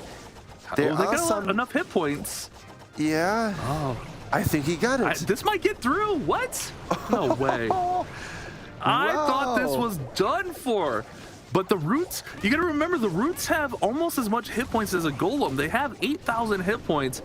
And you have the Diggy in there stunning those defenses. We got what Eric would call the John Cena Warden, the funniest thing I've ever saw, when the Warden goes invisible on the glitch. Somehow that 3 stars, I'm genuinely shocked. I did not think that had enough gas in the tank, but Method to Madness, John stays alive, keeps his team in it. Man, the Diggy ends up being clutch to stun those defenses and get through there. I thought it was done for. And I think we did a reverse jinx, or what is it called? I think teams would love that kind of jinx every attack, right? Yeah, maybe. So we jinxed the defender, maybe. So yeah, crazy. I didn't saw that 2 of those Root Riders were nearly full life. So in the end, yeah, he was able to get the job done against those last remaining 2 Expos. Whoa, whoa, whoa. Wow. So this match is not like like you predicted. So we already have 2 triples on each side. Yeah, this is... I'm still a little bit shocked on that one. I thought that was done with 2 bows still up there. The King was low health, but you're right. The Root Riders were pretty much full health, almost full health there, and that allowed just enough tanking with the Warden staying up. Remember that Warden, even though he's kind of a support hero, he packs a little bit of a punch. That's why we see Warden walks to set attacks up. He packs a nice little punch in there. So nice attack there from Method to Madness. Now they're still down, what is it, 16%, 14% after those first 2 attacks, but they're keeping pace. And we got Tuco coming in next. Zap into Root Riders. So does have a couple Yetis for support. We'll have to keep an eye on what he zaps out with these 6 spells. Does have that healing tome there on the Warden maxed out, which is really, really nice. Here we go. Zapping in, getting out the multi-arch tower, the rage tower, and the multi-inferno. So really nice value. Also sets that sets the rage off early, so he doesn't have to deal with it later. Yeah, and this is always a crucial thing to watch out for. Those rage towers, although they got nerfed, because the radius got decreased, yeah, they are still viable, and you see in many bases of those pro players, they are getting used here.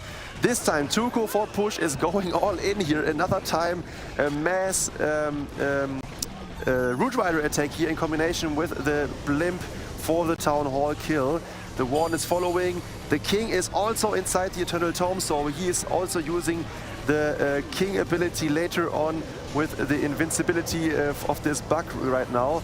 We see 3 Ice Golems jumping out, or even, no, only 2 Ice Golems are jumping out of the CC, but the troops in the lower part are going strong here. The Queen is following with the Royal Champion, hopefully soon. Yeah, it is looking like a good attack here by Tuco. A lot of force through this base. I'm taking notes because I'm pretty sure I failed on a base like this in my war recently here. I didn't use the zap with my roots. Maybe that's what I'm doing wrong out here, guys. But Tuco is pushing through strong. That Royal Champion in there with all those Root Riders. Keep an eye on the Ricochet Cannon, the multi-archer tower there on the backside. They can deal massive damage. But as long as those Roots stay out in front, those heroes will be protected. Oh no, Queen beats a wall, so that bow's gonna stay on her. But he's got enough over there on that left-hand side. I think he's got a nice little shot out on this one. Yeah, true. And with the ability of the Queen, maybe the Queen can get at least one of those expos here out of the way. The Root Riders are tanking for the Royal Champion in combination with the Fox. Yeah, it's completely done here. Tuco and Push. What is going on here? Last week they had, I think, only 1 triple in 2 wars. And in this war against Method to Madness, which are performing well in the last week, they are coming strong here with 3 triples after 4 attacks here. Wow, that is crazy to watch. I don't think any of us expected that. Let's completely be honest. I don't think any of us expected Push to come out here and put up these solid of attacks. But at Town Hall 16, remember, we didn't get a ton of defensive upgrades at Town Hall 16. We got some pretty decent ones, but there's still a lot of defenses that could be upgraded. So when we have max level troops, max level Root Riders and Electro Titans working through the base, the offense has a slight advantage right now. We're seeing that in all of our wars. I mean, we just saw UG put up a perfect war, and now Push responding with a 13, on pace for a 13, maybe even 14-star war, depending on what they do on their last attack. Again, they're already ahead. Method to Madness has to keep pace. Yeah, indeed. And Method to Madness, yeah, is not only behind on stars currently, but also on percentage. So yeah, They need to get the triple in, but they also need to hope for a defense in the last attack of push. So surely the next attacker, maybe Lord Kirk or Stay Away, needs the triple. Yeah, last week it was, maybe for most of the teams, the first week of Esports on Town Hall 16. So maybe not all of those teams were prepared perfectly for this first big tournament here. So now we can see 1 week, week after week, how the teams adapt to the meta and how they are trying to increase their stars. Yeah, that's true. I mean, get the nerves out week 1. We know Push is capable. We've seen them put up some really high Star Wars in the past. I just thought, maybe they were struggling at Town Hall 16 after what we saw last week. So that's what my prediction was based on. It wasn't like to try to be disrespectful against this team because we know they're capable. It's just seemed like they're kind of struggling, but looks like they're back on track. But let's go ahead and see what Stay Away Stamus has for us here. We got a Yeti bomb into a Root Rider attack. Roots are too strong to not use right now, I guess, as he gets really nice value. The Royal Champion does stay up, but he guts out everything else out of that compartment. Now he's going to set up the Roots. Yeah, and this blimp was insane. So the whole compartment got deleted here in combination with the CC lure. This was a perfect value. Now the Queen can take down these ice golems one after one without taking any damage here. Now she is continuing for going to charge the town hall. So I think as an opener it went perfectly here for Stay Away. He can surely start his Root Rider part soon, but I think first he wants to focus on the Queen charge. But I think he needs to have an eye on the time. All right, let's keep an eye on that. That is always a factor, especially with these slow-moving troops. It almost reminds me of the Super Witch meta we had a few years ago, where Super Witches were really strong, and most of the time they made it to the end of the attack. But if you didn't get your attack going in enough time, the Super Witches were slow and you were likely to time fail. But he's going to go ahead and get this Town Hall down. King's working over there on the left-hand side. A minute and a half has passed in this attack, as he has a minute and a half left. The Roots are coming in from the opposite side of the base, so not supporting the heroes. We saw this a little bit earlier and it was pretty decent. Let's see if Stay Away can do it as well. Warden ability goes off and now those Roots are going to push into the core. Oh, but most of the Root Riders at 12 o'clock are going for the outside Archer Tower that is not intended here by Stay Away. But although this happened, I think with the Queen ability now popped, the Monolith will get taken down here.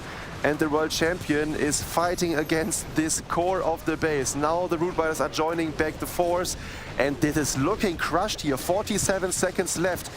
I think like 4 or 5 or even 5 Root Riders are still up here. The last multi-inferno got taken out, and there we go. Stay Away is getting the triple for Method to Madness, and that is what he was supposed to do. Not only a triple, but a commanding triple at that. That one just pushed right on through that base, so to speak. I gotta stop with the push puns. Chat's gonna hate me. But it's a beautiful attack for Stay Away. But remember, Method to Madness is still trailing. So if Push gets a 3-star in their final attack, they will get the victory. Push decides their own fate with this last attack. 3-star and you win the war. That is for sure, and I want to mention, you see the percentage here of Push. Not only that they got 3 triples out of 4 attacks, the first attempt, it was Raya's back, was the blimp fail. So he played an Archer blimp, which got baited there. He didn't get anything there, and in the end it was a 94% 2-star. So I think if he would have got this blimp through, this would have also be a triple. So, and seeing them losing to United Gaming last week, I think 13-10, so not getting any triple in. Going here in this week 2 and getting nearly the perfect war, maybe. This is crazy. So big shout out to Push Canada already. Although the last attacker, I think it will be Champ, needs to secure the win first. Yeah, I think if Raezbag even just gets the Town Hall with that Super Archer blimp, I think it triples. It was really close to getting through there, but you're right. It was a little bit baited for the Super Archer blimp. Champ is going to come in with that mass Root Rider attack here. 13 Roots on this one. I think this is the most Root Riders we've seen.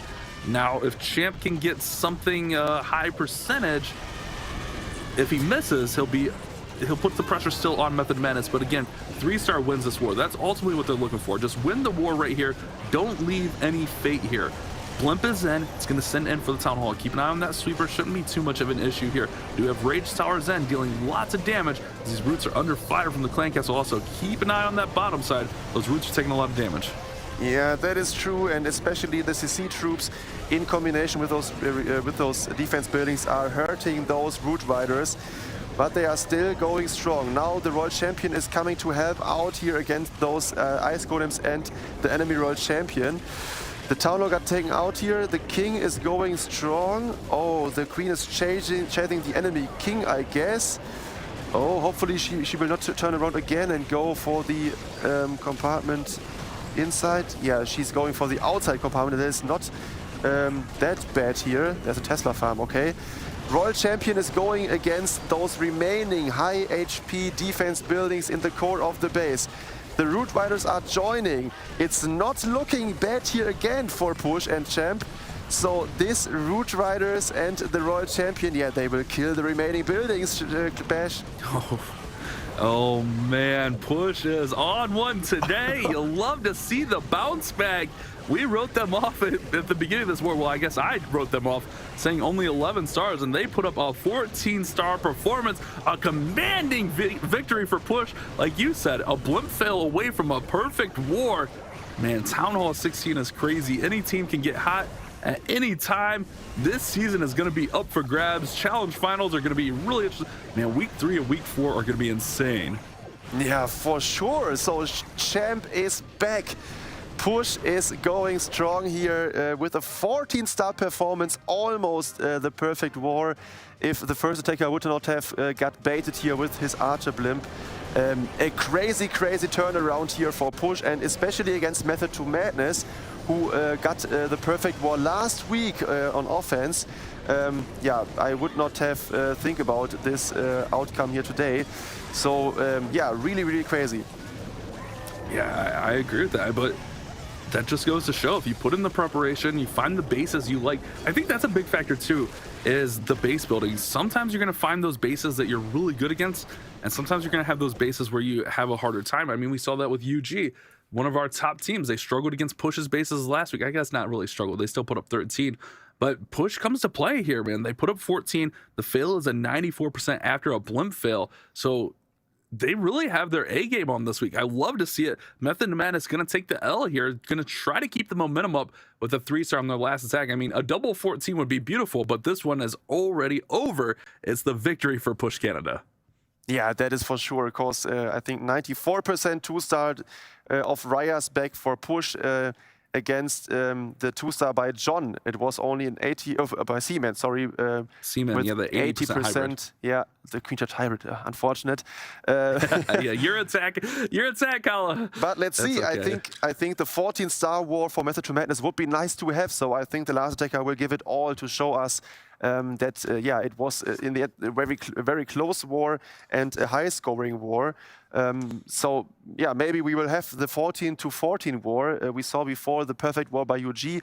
So I don't know exactly. Maybe you can answer me this question. We have so many highlights here today. So what is your highlight so far? This war, the war before, or Drew's interview?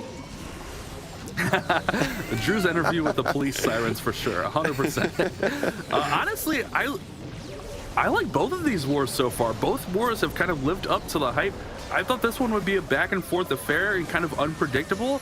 I mean, I think after the perfect war, we all thought Method to Madness would win this one commandingly, but I love seeing Push doing some positive things here. Lord Kirk coming in with a Blizzard, by the way, something we don't really see. Did make that multi-target Inferno invisible, so the archers or the wizards are going to miss that. He could have maybe got a little bit more value, but he gets really nice value on this opener. But I think both these wars so far have been really good.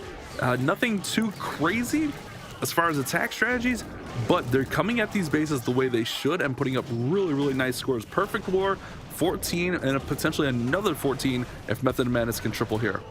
Yeah, indeed, and especially this war is, yeah, they switched up things here. So we saw some new strategies, some, yeah, not seen before strategies like the Hawk part with the kill squad before. So crazy stuff in this war here, and in the end, yeah, we can watch the attack by Lord Kirk here, who's coming in after the blizzard with the Root Rider push directly near to the Town Hall compartment here. Free spell, many of those Root Riders are dying currently, so I think missing, don't have the ward ability here in the Town Hall compartment could cost him so many force here. The King's ability got popped, but is this enough? So this is one thing I've been noticing, not just in this war, but in just wars in general and attacks in general. At Town Hall 15, we kind of had that meta where the Warden went in early, and we used the Warden with like our battle blimps for the Super Archer blimps and stuff like that. But if you notice, like in our first couple wars here, when it's been a Super Archer blimp or something, it's gone in naked, so to speak. It's gone in with a few balloons out in front because that Warden with the roots is so important. Yes, they're beefy, but having the Warden with his equipment in there with the roots, it's a must-have. So if you're gonna play blimp, you have to find a different way to get the blimp to its destination, and that's what we see here. The roots just didn't have enough force or enough support to get through that Town Hall compartment, whereas if he has a healing tome in there, maybe they have enough to survive and get through for the triple. Yeah, and there we go, 83% for Lord Kirk in the end. So your final score of this war is 14-13 in favor of Push Canada. So congratulations here for their first win in this Snapdragon Pro Series Challenge season. Yeah, we both predicted the win for Method to Madness. So yeah, shout out for Push to having such a great war here. Yeah, that was solid, man. That was solid. I'm happy to see it. I'm happy for him. Yeah, I predicted them only at 11, and they proved me completely wrong. I love seeing it. I mean, why wouldn't we love seeing a high-scoring war from our teams? That just means that any team can win any war, and that's what we want, especially here towards the end when it's coming to that crunch time. We're trying to figure out those 3rd and 4th spots for Challenge Finals. You got teams like Push in there that can throw up a 14 out of nowhere. Oh, it's beautiful. But guys, we still got more Clash of Clans action, so don't go anywhere. We're going to take a short break, but we'll be back with our next war after this. Welcome to the place where dreams come true, where everything you want can be yours, if and only if you're willing to work for them, you're willing to hurt for them, but most of all, you're willing to be first for them. Ha! Look, I'm going straight to the top. I don't know how I would stop, like it or not. I got some goals that I'm hitting. You hear what I'm spitting? It's hot. Look what I got. Whole lot of passion and pain. The road to success is insane. Stay out my lane, cause I'm on a mission. I'm getting what stands in my way. Yeah, I'm a beast. I wouldn't play with me, baby. The way that I'm training is crazy, and I do it daily. You wanna talk about drive? I got more drive than Mercedes. I've never been lazy. I'm in the room, it's a red alert. You wanna compete? Well, get better first. I got 10 toes in the dirt, push through the hurt just to show them my worth. I'm the best. Yeah, I'm the best. I never stress. I know what's next. I'm who they test, like we playing chess. But I'm unimpressed, so now let me flex. Ha. Yeah, I'ma work through the struggle and hurt, cause I know my worth, and I gotta be first. Ha. Yeah, I gotta be first. Look, I don't want anyone's sympathy. I understand what it's meant for me. I give my focus and energy. If it's meant to be, then it's meant to be. But mentally, I'm undefeated. They hear that and say I'm conceited. Like there's no reason. Like I don't beat them and come back again just to teach them that when you work under pressure, you reach higher measures. They'll try and bring you down, but you cannot let them, and only get better and focus on cheddar. Eye on the prize and you'll become a legend. Like when I'm in the room, it's a red alert. You wanna compete? Well, get better first. I got 10 toes in the dirt, push through the hurt just to show them my worth. I'm the best. Yeah, I'm the best. I never stress. I know what's next. I'm who they test, like we playing chess. But I'm unimpressed, so now let me flex. Ha. Yeah, I'ma work through the struggle and hurt, cause I know my worth, and I gotta be first. Ha. Yeah, I gotta be first. They don't know what's gotten into me, how'd I turn pain into energy. Through all the struggle and hurt, remember my worth, and that's why I gotta be first.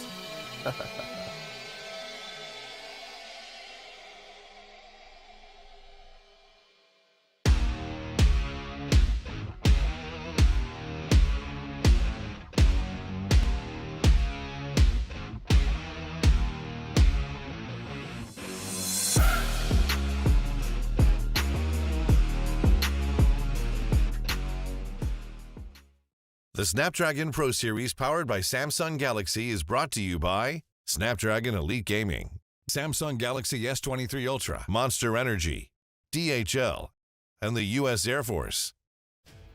All right, everybody, welcome back to the Snapdragon Pro Series, where we are halfway through our day here today in week number 2 of the challenge season. If you're just joining us, we just finished up a war between Push and Method to Madness, and it was Push who came out on top with a really, really strong showing for themselves here, Kala. Yeah, that was crazy. So, yeah, Bash and me predicted like a loss for Push because last week in 2 wars they only got 1 triple, but in this match they were able to triple 4 times. So crazy, crazy stuff. Nearly a perfect war. In the end, 90, what was it? 96. Right there. 96% 2-star was the only fail. So Push Canada is climbing the ranking slowly but surely. I mean, Bash, this is kind of what we were talking about too before we went into this war. There's always that possibility that these teams really figure it out in the week between each play day because they have some time to do some serious research. Right, and there's tons of time to get in there, hit some FCs. I mean, now where you can friendly challenge your own base, you can practice on your own. You don't even need teammates on. So just load up a bunch of, somewhat common layouts that you might see. Yeah, we might see some variants, but there's pretty similar setups in a lot of these wars, and you could practice on those types of bases and just kind of figure out what's going to work for you. I mean, we saw that with a 4 clone bomb. When's the last time we saw a 4 clone bomb get through that clean? It's crazy. I mean, I love when we're seeing some unorthodox approaches out of some of these teams, and I have a little bit of an off-stream update as well. One of our wars has concluded. This one was between SE Esports and Underworld X, and we got another perfect war for the day. This one out of SE Esports up against that Underworld X team. So SE Esports, someone we talked about, obviously being a big target type team, right, Kala? Yeah, that is for sure, and especially since they are the reigning champions. So they were in the finals last year or last season, and they won against United Gaming in the finals. And yeah, they are perfecting also. So not only United Gaming today got a perfect war, but also SE Esports. And yeah, they will face off next up. So exactly. I was going to say, you couldn't have set this up any better for our storylines, because when we're looking to match number 3 on the day, our third war is literally between United Gaming and SE Esports. Their storylines are writing themselves right now, Bash. Yeah, I mean, let's be honest. This is the marquee matchup we were all looking forward to all of Challenge. Our past 2 champions are facing off in this matchup, and these rosters are stacked. We had UG start off the show with a 15-star war, and then SE gets a 15-star war of their own in the off-broadcast match. These guys are both coming in hot. UG sitting at 3-0 now, SE sitting at 2-0. This could be a crazy good matchup. Let's take a look at those rosters real quick. Nick, Agent, Hereticus, Ghost, Ninch, Rigo. We've seen them all play and play really well, right, Kella? yeah, that is for sure, and especially seeing those teams facing each other in week 2, so they had they could watch the opponent's strategies in the first week, so hopefully they are prepared also base-wise. SE Esports here with their lineup: Van, BJ, Damien, Jesus, Max, and Pavu. So yeah, those teams showed up strong in the first matchups, and yeah, I cannot wait for this match. You know, and we mentioned it earlier, Bash, when we were in that first war of the day with UG.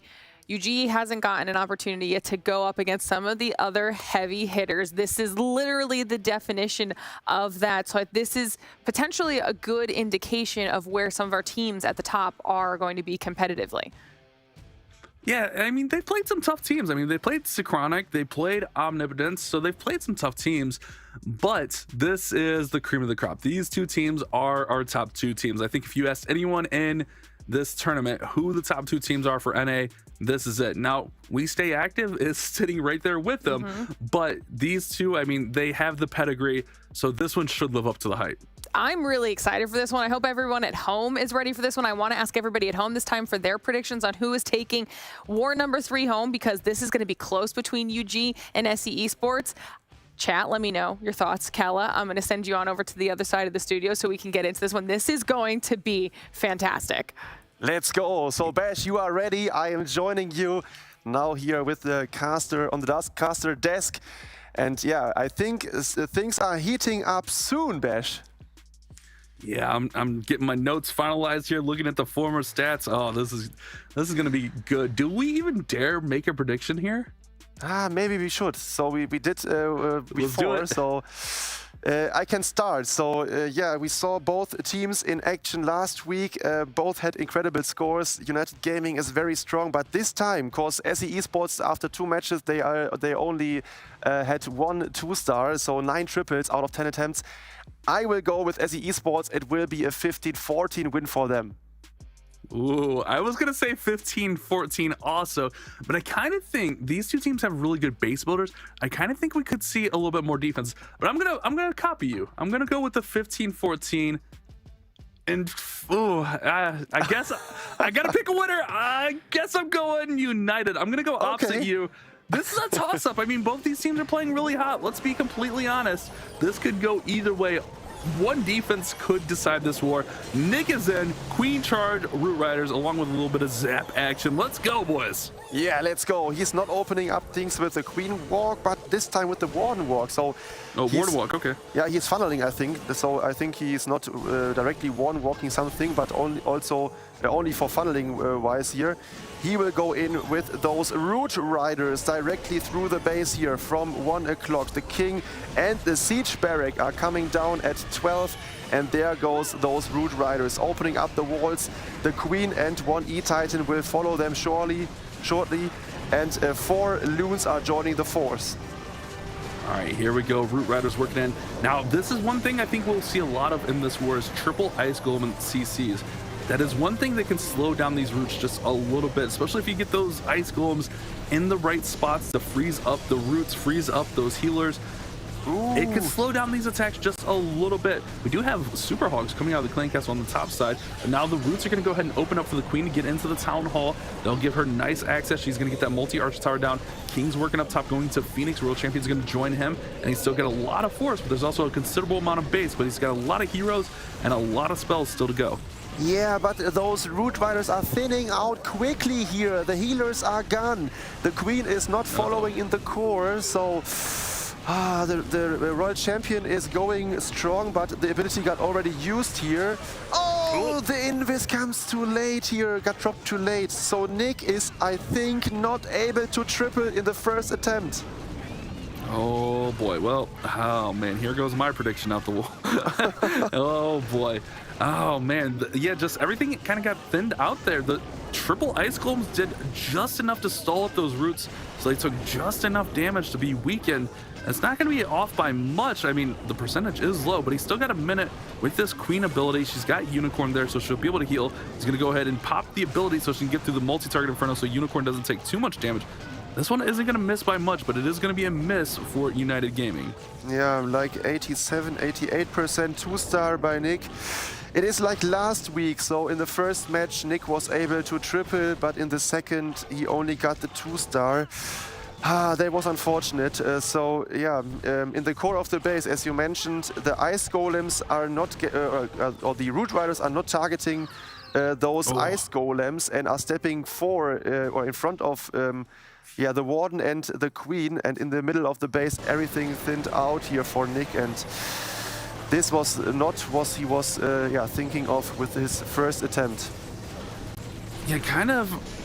Oh man, it looked like everything was fine there. I was trying to look for anything really like different or wrong with this attack, but everything was decent there. One thing I did notice is no Diggy. We had the Frosty on the Warden, where we've seen Diggy on the Warden a lot of times there, which can provide some stunning and help out while those roots are under a little bit of pressure. But even then, I don't think that's enough to get that through there. It's just they all kind of got thinned out and taken out as they pushed through the middle. So it's 90% on the miss. Our first attack, kind of a little bit of a surprise. But, I mean, you mentioned it. Nick did that last week. He had a triple, and then he had a miss. So not super uncharacteristic, but we already hyped this one up a little bit too much. Maybe we got in our own heads. Yeah, maybe. But especially also we need to mention in this attack that those CC troops, so you spotted it, those Super Hawks did nothing. So there were some spring traps, the Multi-Inferno and the Ricochet Cannon. And I think they got only one building, so that was not what he was thinking about. But now let's focus here on the first attack by SE Esports. Damien is in, and he is using the Zap Lalo attack here, zapping away like a scatter shot, an Expo and a Wizard Tower here. And one sweeper. That's also important to mention when we are watching some Lalo action. So going in with a hero dive from 3 o'clock, supporting the heroes with an Ice Golem and a Giant. I think he's going for the enemy heroes, so the Royal Champion and the enemy Queen, and this is looking good so far. I love the entry here. He will have to deal with the Clan Castle troops, and it's another triple Ice Golem Clan Castle, which not only does it slow down the Root Riders, but it will slow down this hero dive. It'll slow it down just enough. This King goes to the Giant Gauntlet, but now he's going to be frozen there, and he's going to take less damage, but he's still going to take a considerable amount of damage with the Monolith, the Queen, and the Royal Champion in there. King does go to Phoenix now, as all that damage just came in and took him out, but he still manages to get the Queen and the Monolith, and I think the Royal Champion all taken out there. So it looks like objectives are completed there for the heroes. It was a lot of pressure, but King gets through it. Yeah, so nice opener here. He got 3 Lava Hounds in combination with 25 Loons and the Battle Blimp in his hands. So this will go for the Town Hall shortly with an early Eternal Tome of the Warden, I would suggest. He's missing some Loons now. Oh yeah, nice Warden Eternal Tome here.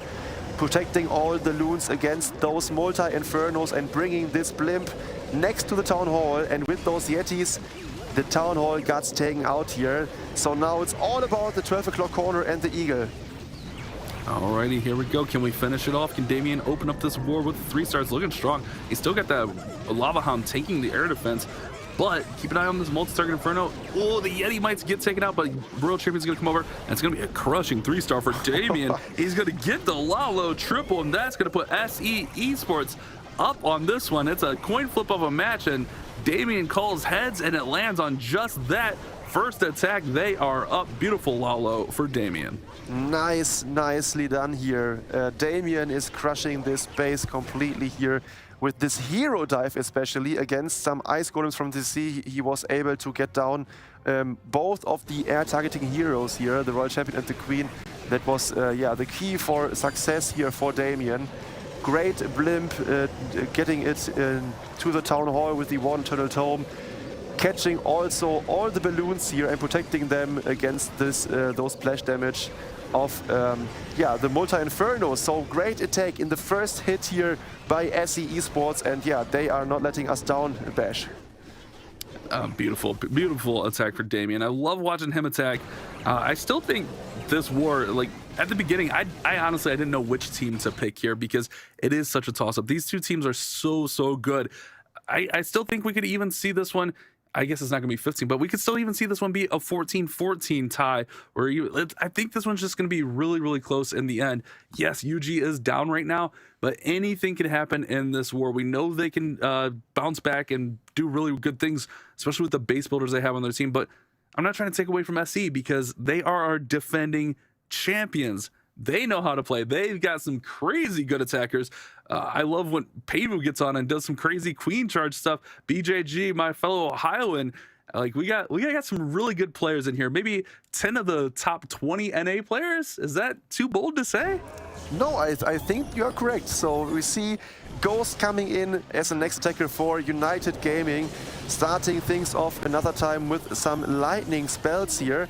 in combination with the small wall and walk here to funnel those outside buildings. I think he will get the air defense and then start with his... oh no, he's tanking for his Stone Slammer here. So that's also a nice touch. He wants to take down the Town Hall with the Stone Slammer. Okay, so now let's focus here on the funnel at 9. He will go in directly from 8 o'clock into this highly stacked compartment of the Multi-Inferno. We see another time the Rage Tower. Now he is luring the Warden away here from the Town Hall. The Queen and those Root Riders are coming in. Enemy Queen will get targeted soon, and the push starts. Here we go, pushing through the middle. Flameflinger does lock onto the Town Hall, so that'll be secure without too much issue there. Cleancaster comes out. We get a couple Rocket Loons and a Lava Hound. Remember, the Lava Hound took a nerf on defense here, so this will be interesting. We don't see too many Lava Hounds these days because of that nerf. I thought we would see a lot of Ice Golems, whether it be 20 Archers, 2 Ice Golems, or even triple Ice Golem CCs. The Lava Hound just gets made short work of there with the Electro Titan in. Looking to stall up maybe a Queen charge on this one with the Lava Hound. Hard to say. But speaking of the Queen, she's under pressure. She goes to ability. Ghost is moving through here, but things are fading a little bit. Yeah, but I think it's looking strong here, especially with the Town Hall takedown secured at 6 o'clock here. The push in the core is supported by the Royal Champion now. He got still 1 freeze left here. Enemy Royal Champion still alive, but yeah, I think with the Fox and the Royal Champion, the compartment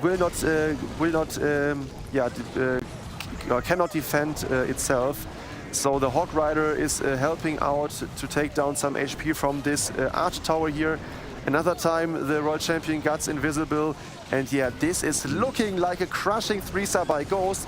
And we need to mention that Ghost is one of the players who is still perfect in this challenge season here. So this is the 4th attack by him and the 4th triple coming in for his team United Gaming. I think Ninch is also perfect, but he still got his attack. So well done to Ghost, a crushing 3-star, and this is what they need. Beautiful, beautiful attack. They definitely needed that. I was worried about that one for a hot minute. It looked a little bit sketchy, but ultimately Ghost does push through there. Beautifully planned attack. Well done. These two teams trading blows here as VAE versus VAE. Teammates maybe in other circuits here, but enemies and the North American Snapdragon, Ghost and Pavu. I love watching both of these players attack. But Ghost, you see it here. I talk about him as a base builder son, but you see him as an attacker. You said it there, Kala. Perfect on his attacks. He brings some really good base builds to the team, but also brings some really good attacks. Yeah, and for sure, some solid attacks. So I think in the first 3 matches, Ghost was the attacker number 1 for United Gaming. And to take away some pressure of those other players is always a good thing for the squad. So unfortunately, Nick this time couldn't triple in the first attack. So currently, if SE Esports will triple in the next attack, they are still up by 1 star. Alrighty, well, that's just what we need to see. The next attack from SE Esports is a big one. If they can keep the triple on, they keep the pressure on United Gaming. And honestly, I think that's what you got to do against United Gaming. Get a lead early, whether it's the first attack of the war or, you know, a little bit later on. But get that lead and try to keep that pressure on. Make them make some mistakes by trying to play catch up. We know United Gaming can handle the pressure. We know they've been here. But if you can just put a smidgen of pressure on them, maybe they make that mistake. Yes, and oh, it's Pavu again who is coming in directly after his base got tripled, and he's also relying on this Stone Slammer, not Stone Slammer, but it's a Flame Flinger for sure. Coming in with another time the healers and Root Rider combination, starting the Queen at 2 o'clock. Nearby this Flame Flinger, directly charging into the compartment of this multi-archer tower. The King will join the force, some barbarians outside to funnel them in, and yeah, the journey begins. Alrighty, here we go. The journey does begin as he's pushing that Queen into the middle of the base. Keep an eye on it. All right, Clan Castle's out. Keep an eye on the Clan Castle triple Ice Golem. Now, that's not as big of a deal for the Queen charge because the Queen will deal with these Clan Castle troops, and they're not going to stall up those troops in the middle of a high damage area. So a very nice plan here to bring in that Queen charge to deal with those Clan Castle troops. Now, King does go to Giant Gauntlet on the top side, and we'll have those Roots joining the party really soon. But he's still got a wall breaker. He may try to push this Queen all the way in for the Town Hall, and just that wall breaker comes in. Let's see if it lands. It does. Now the Queen has access to the Town Hall. Oh, and that is huge. But look at this Rage Tower next to the Town Hall and the circle of defense around it. It will rage up every single of those defenses here.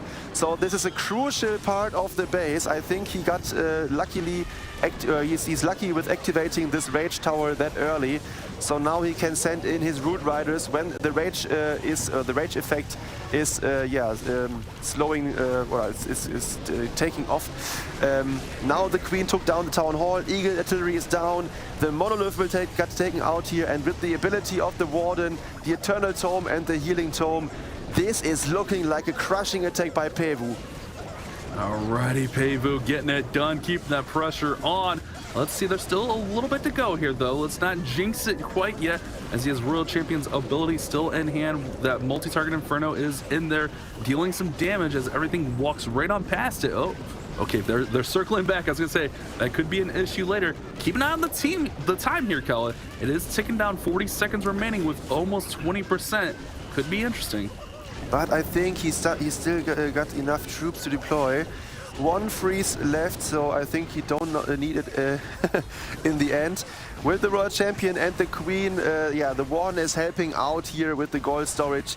This is crushed, and Pavu for SE Esports is getting them the advantage by a star back here. So after 2 attacks of each team, we have the score of 6-5 for SE Esports.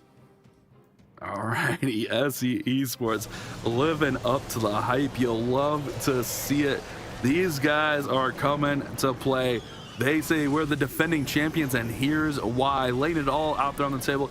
Now, ultimately, this is just for positioning. This is positioning for the challenge finals, but you don't want to have to face each other early. If you're 2 of the top teams, you want to wait and face each other a little bit later in those finals. So that's what this is all about. Each of these teams are going to play each other once, and that's going to decide our positioning for the Final Four.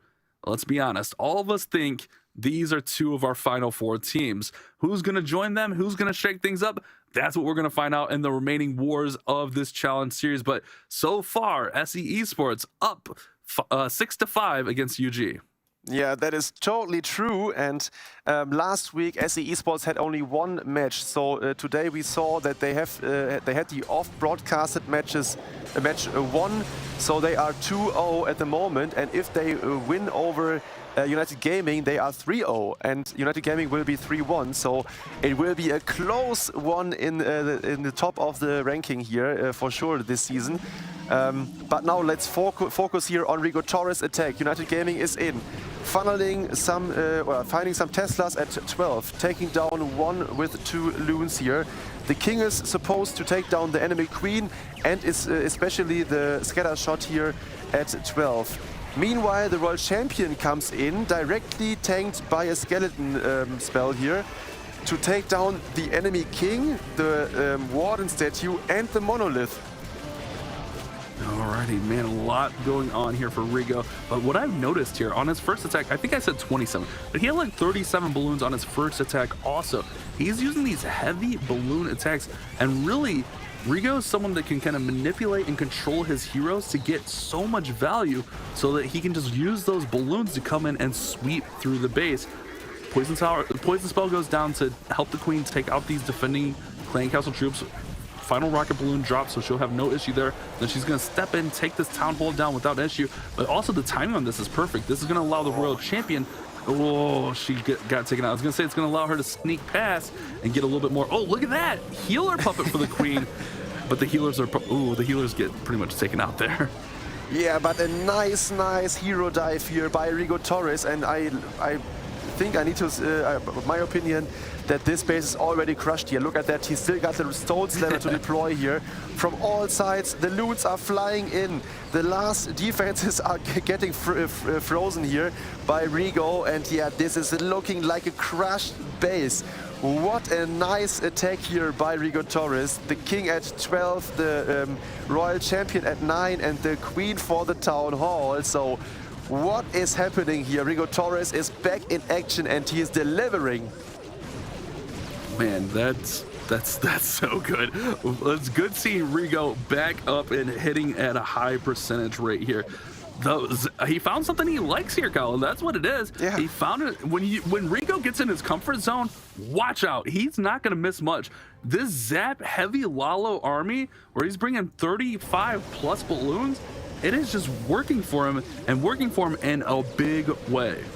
Yeah, and definitely Rigo Torres is one of the players with the best base identification. So yeah, splitting this base into parts and taking them out one after one, funneling every single troop in correctly is perfect. So I think he not only had 32 balloons with him, but in the beginning he reacted with 2 loons on 1 Tesla to take it out so that the king can get access to the compartment of the scatter shot. So it was perfectly planned, perfectly executed, and in the end an overwhelming 3-star by Rigo Torres. Beautiful attacks. These teams are going back and forth. UG still looking for that defense, though. Remember, Nick missed on the opening attack of this war, so UG is still behind. So they need SE to slip up and make a mistake to give themselves a chance. But SE, they look really in control. They're coming off a perfect war. Their attacks are running really, really clean right now. It's going to be hard to force that mistake from SE, and ultimately they're going to be up to bat next. So we still have, 5 attacks in this war remaining. A lot to be had, but man, I love this war. Oh man, it's good, Kyle. It's living up to the hype so far. Yeah, for sure, and especially seeing SE Esports performing like they performed last week. Yeah. They only missed 1 triple in 10 attacks, so crazy strong performance. And yeah, they are showing why they are the champion of last season here in the Snapdragon Pro Series. BJG is in for SE Esports, and he's also using the Zap Laloon like we saw before. This time, yeah, he zapped away one sweeper, the multi-inferno, and an expo, I guess. So this time the queen is walking into the direction of the royal champion to take her out of the way. The king will join the force here. Headhunter is helping out, and then it will go into the base. Alrighty, let's see all of this coming together. King gets out in front. Clan Castle troops are coming out now. We got archers, and probably a couple ice golems there on the tail end. Or maybe a couple rocket loons. We did see that previously, but I'm assuming it's going to be ice golem. Oh no, it's going to be super minions. All right, just completely proving me completely wrong here, as super minions follow all of those archers out of the clan castle, trying to stop up these heroes. And honestly, that's probably a good play there.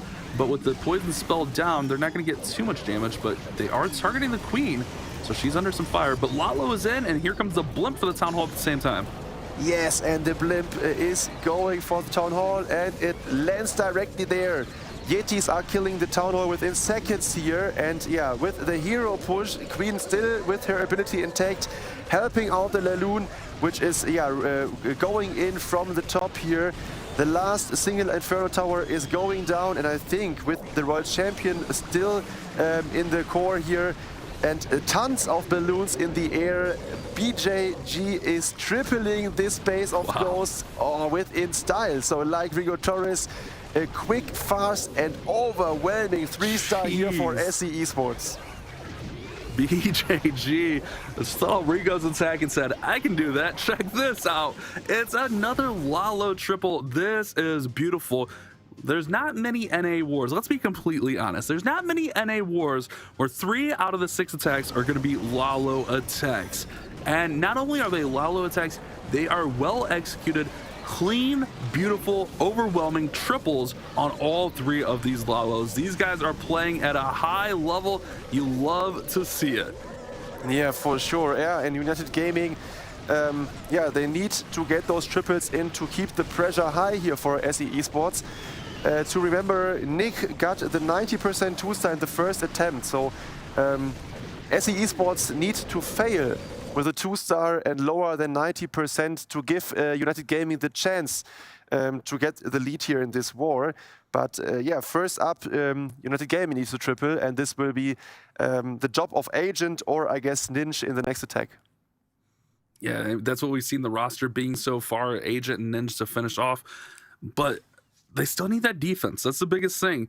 We got 5 triples in a row for these two teams, but ultimately Nick missed. So that's where the difference is. UG has to keep tripling. They don't have a choice. They have to keep tripling and just hope they can hold a little bit. Really, like, the tough part is Nick missed at 90%. The tough part's going to be holding SE if they do miss to 90%. That's crazy to say, but I think that's the truth of the matter is if they miss, it might be tough to have them miss below 90. Yeah, that is for sure, but that is what we love. So close wars, which are not decided until the very last attacks here.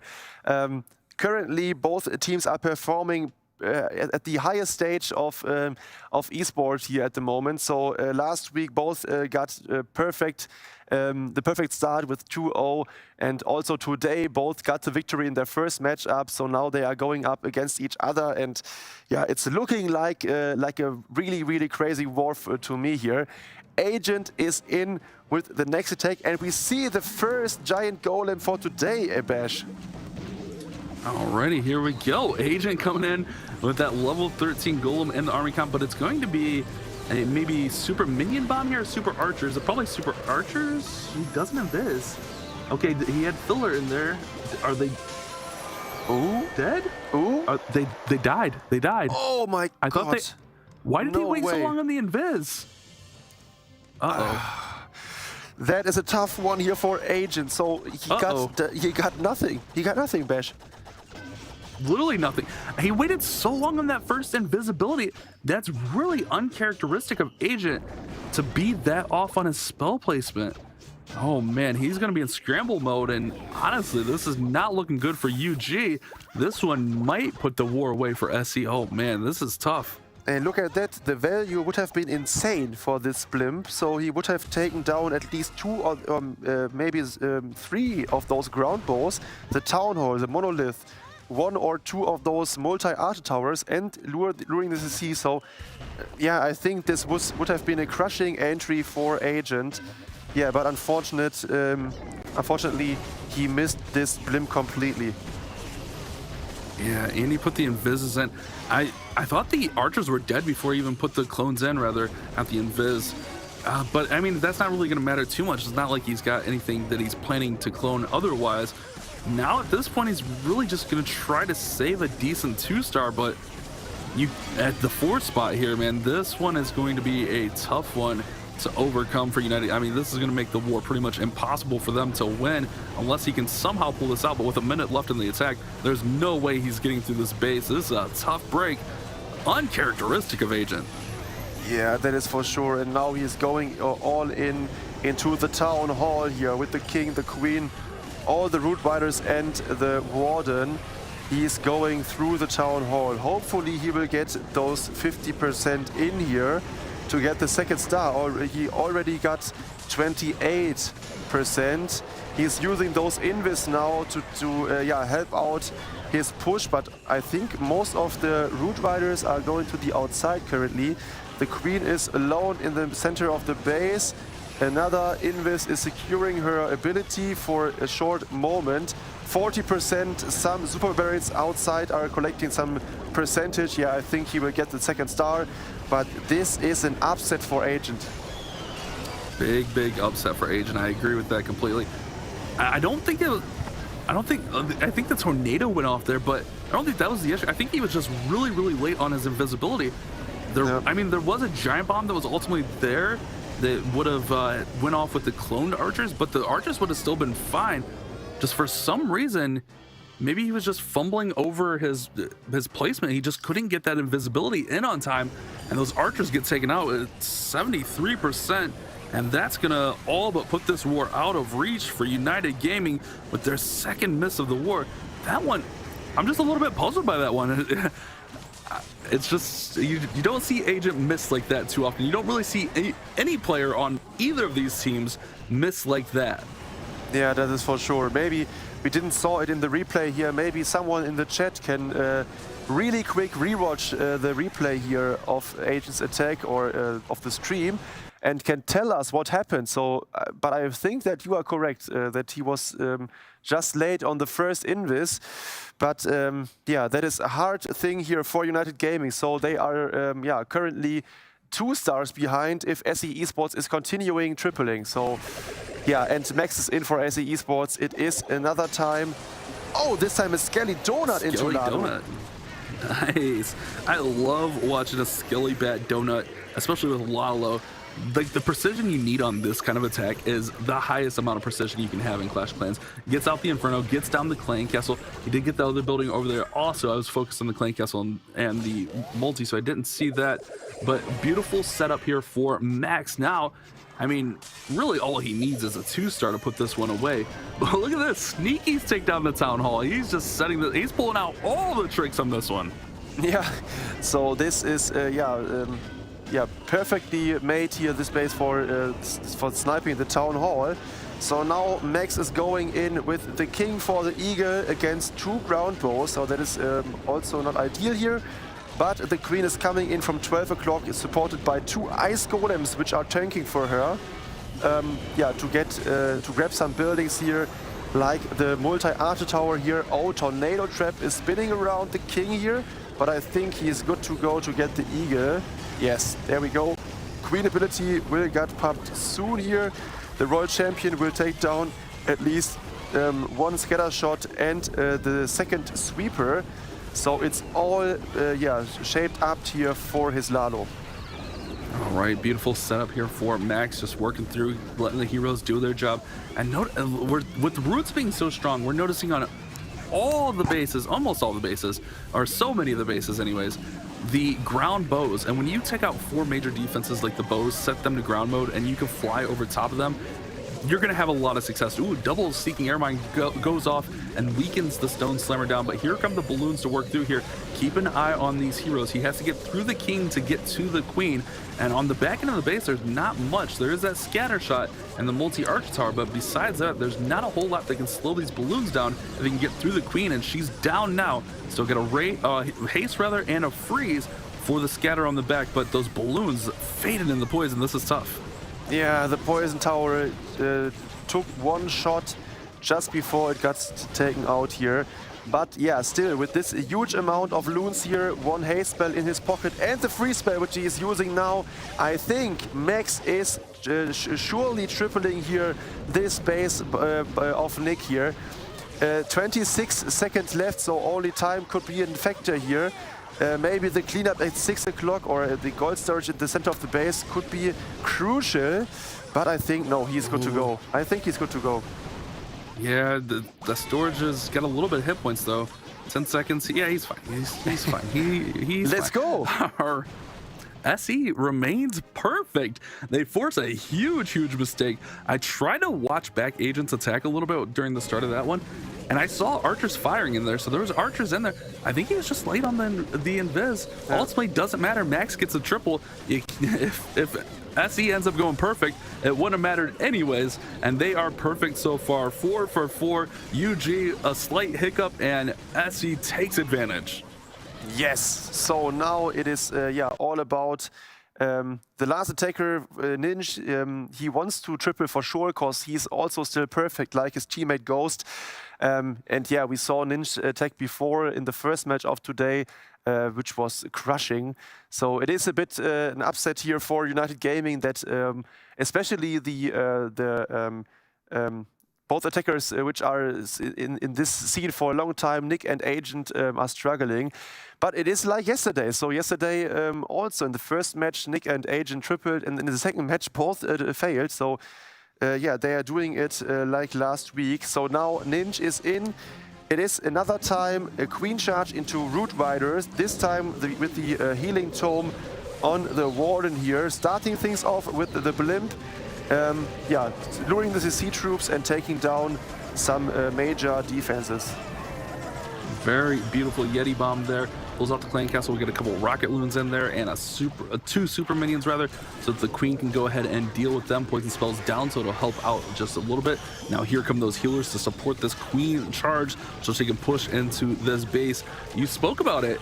Agent and Nick seem to be missing both in the same wars. That is very, very weird. One thing I'm waiting to see, we saw the return of Rigo this week. We haven't seen Goreticus yet, so we'll have to see if Goreticus maybe makes an appearance next week. But one other thing I want to talk about is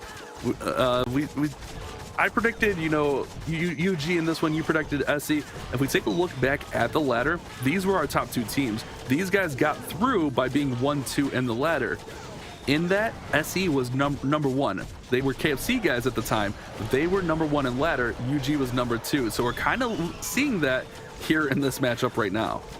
Yes, so I think, yeah, both teams are one of the strongest here in Clash of Clans North America.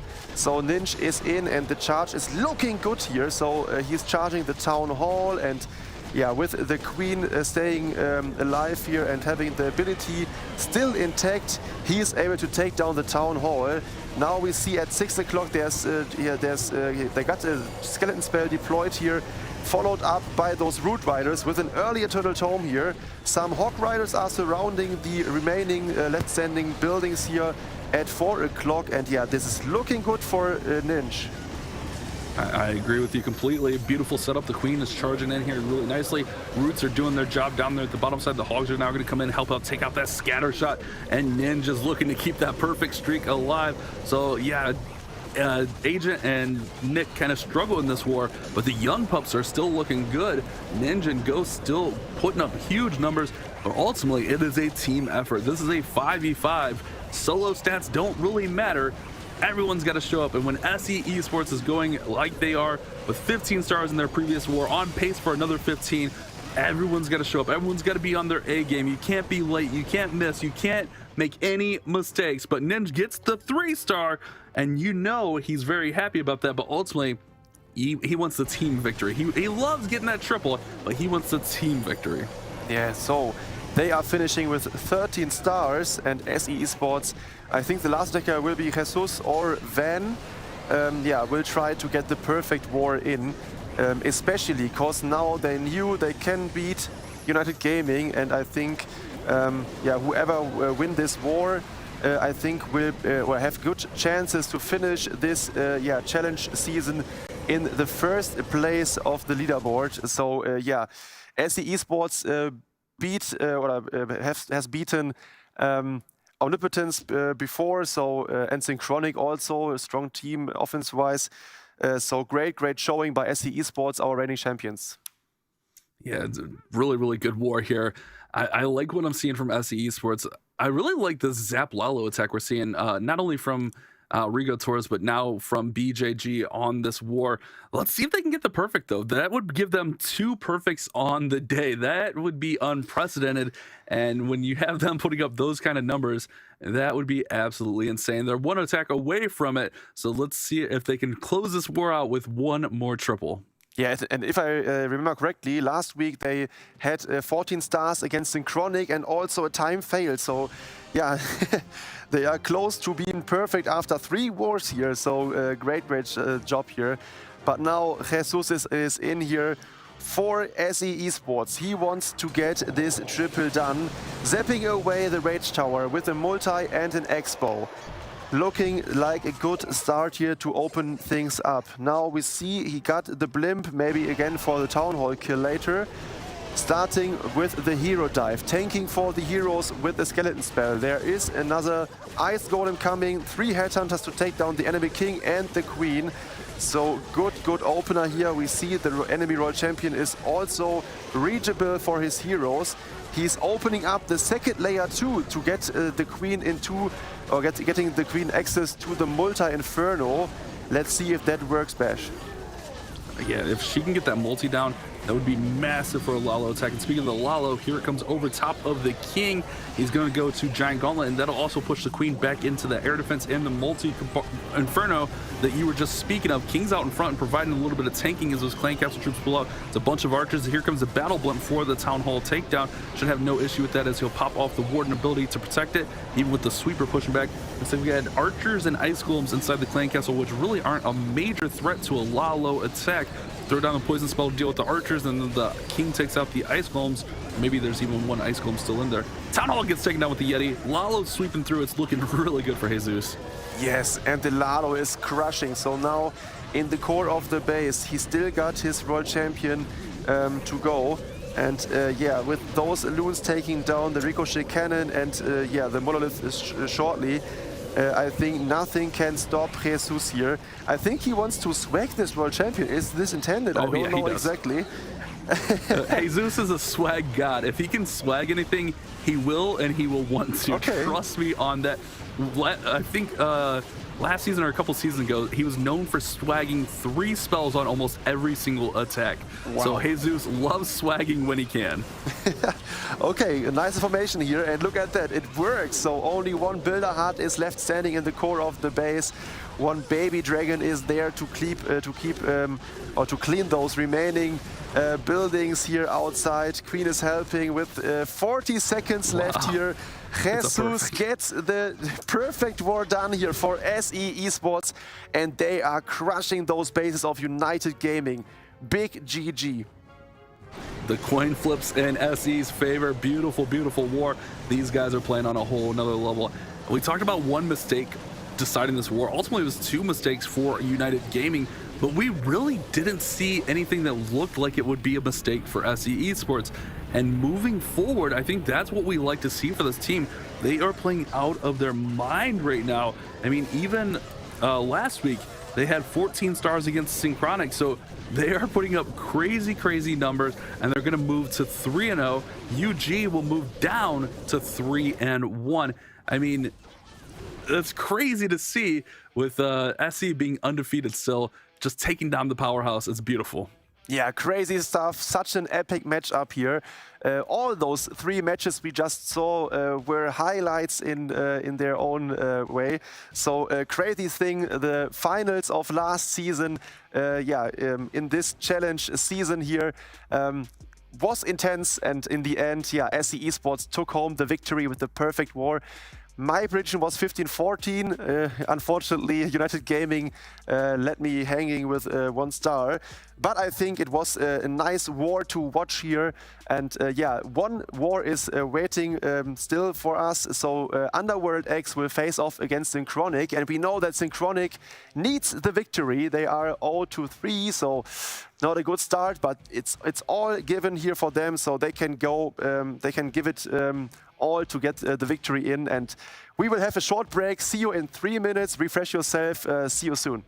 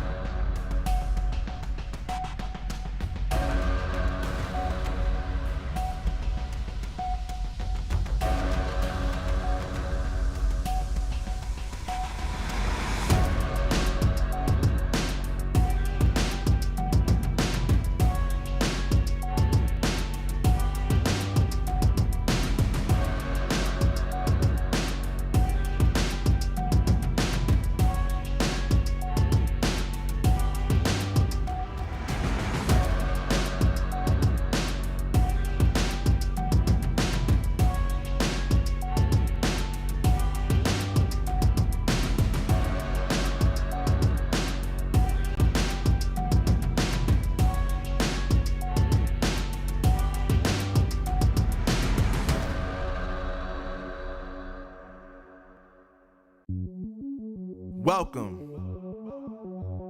to the place where dreams come true.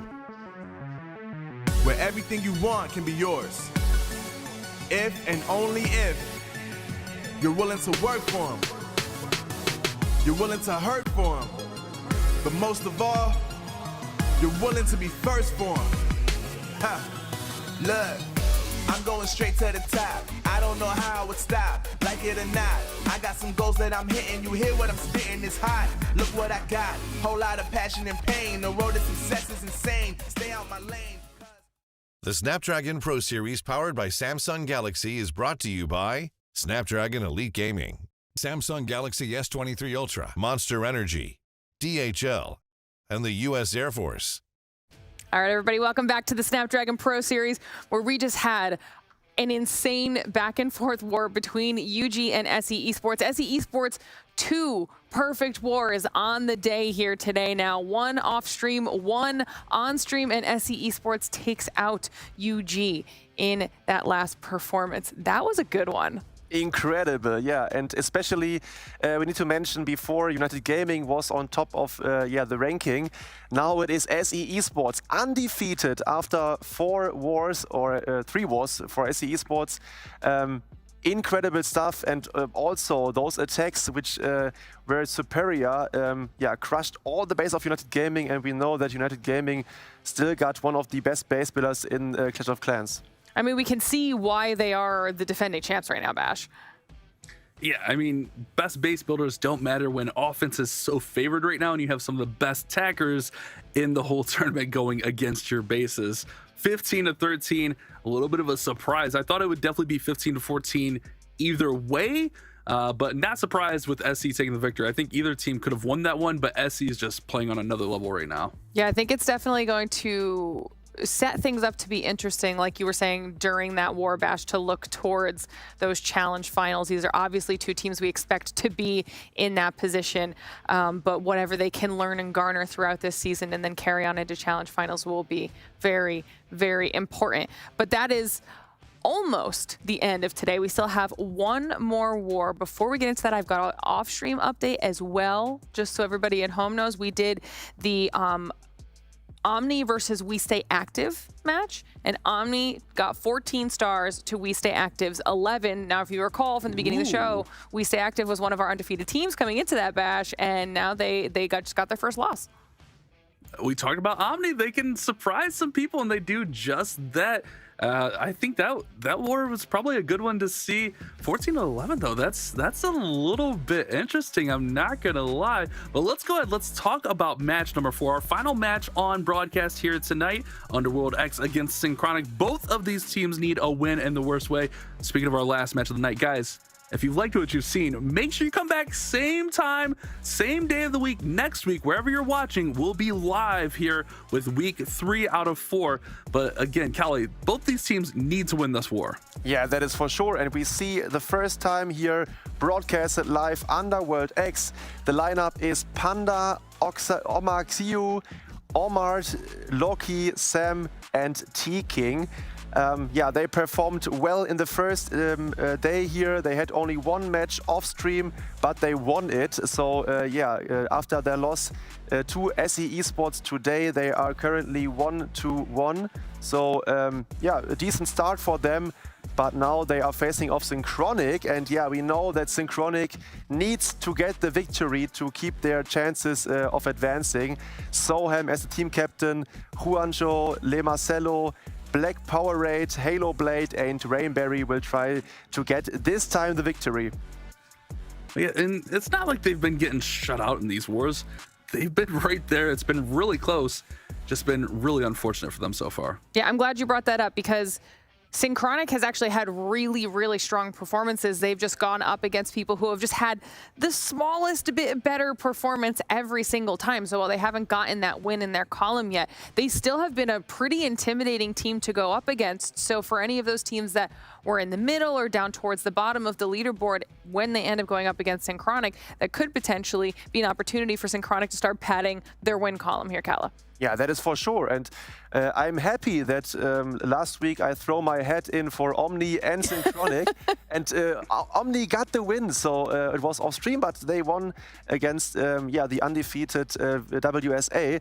And I hope that Synchronic can do the same and try to get the victory in this matchup.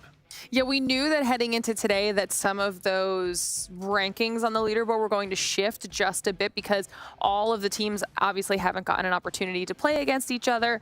And depending on who you go up against, those numbers could have just been slightly misleading. It's only 1 week of matches. Now that we're about to be at the 50% mark for this bash, do you feel like things are starting to kind of level out and make a little bit more sense now?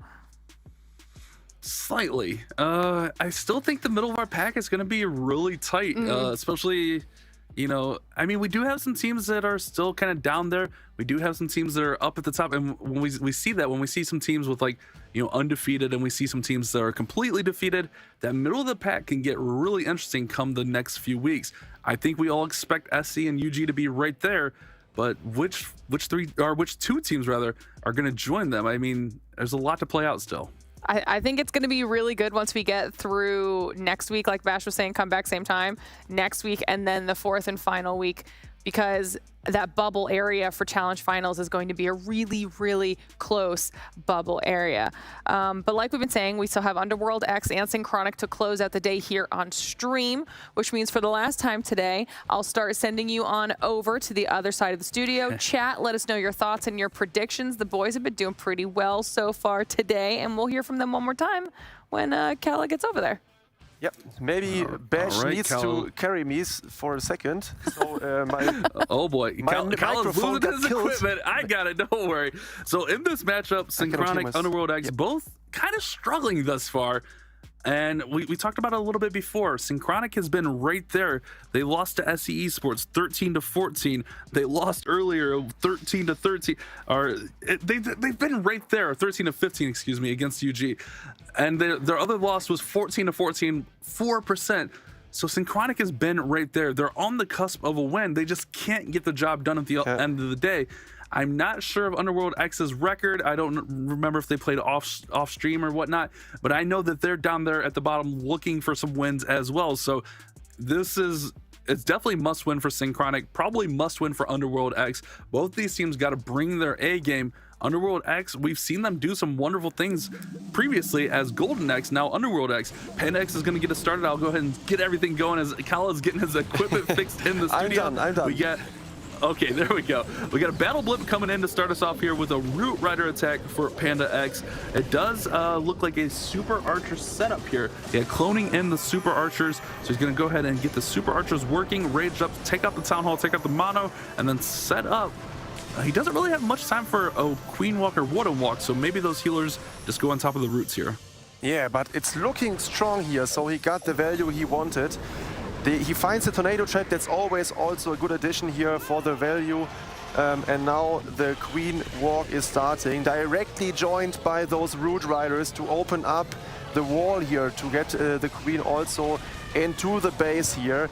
King is going for the funnel at 5 o'clock, and yeah, it's looking like a good entry here for Panda. I want to mention the record of Underworld X is 1-1, so they had the victory over Push in week 1, but yeah, lost off stream against SE Esports 1 hour ago. So yeah, they need to get a victory in, but yeah, you know that Synchronic is yeah, trying to get the victory for sure.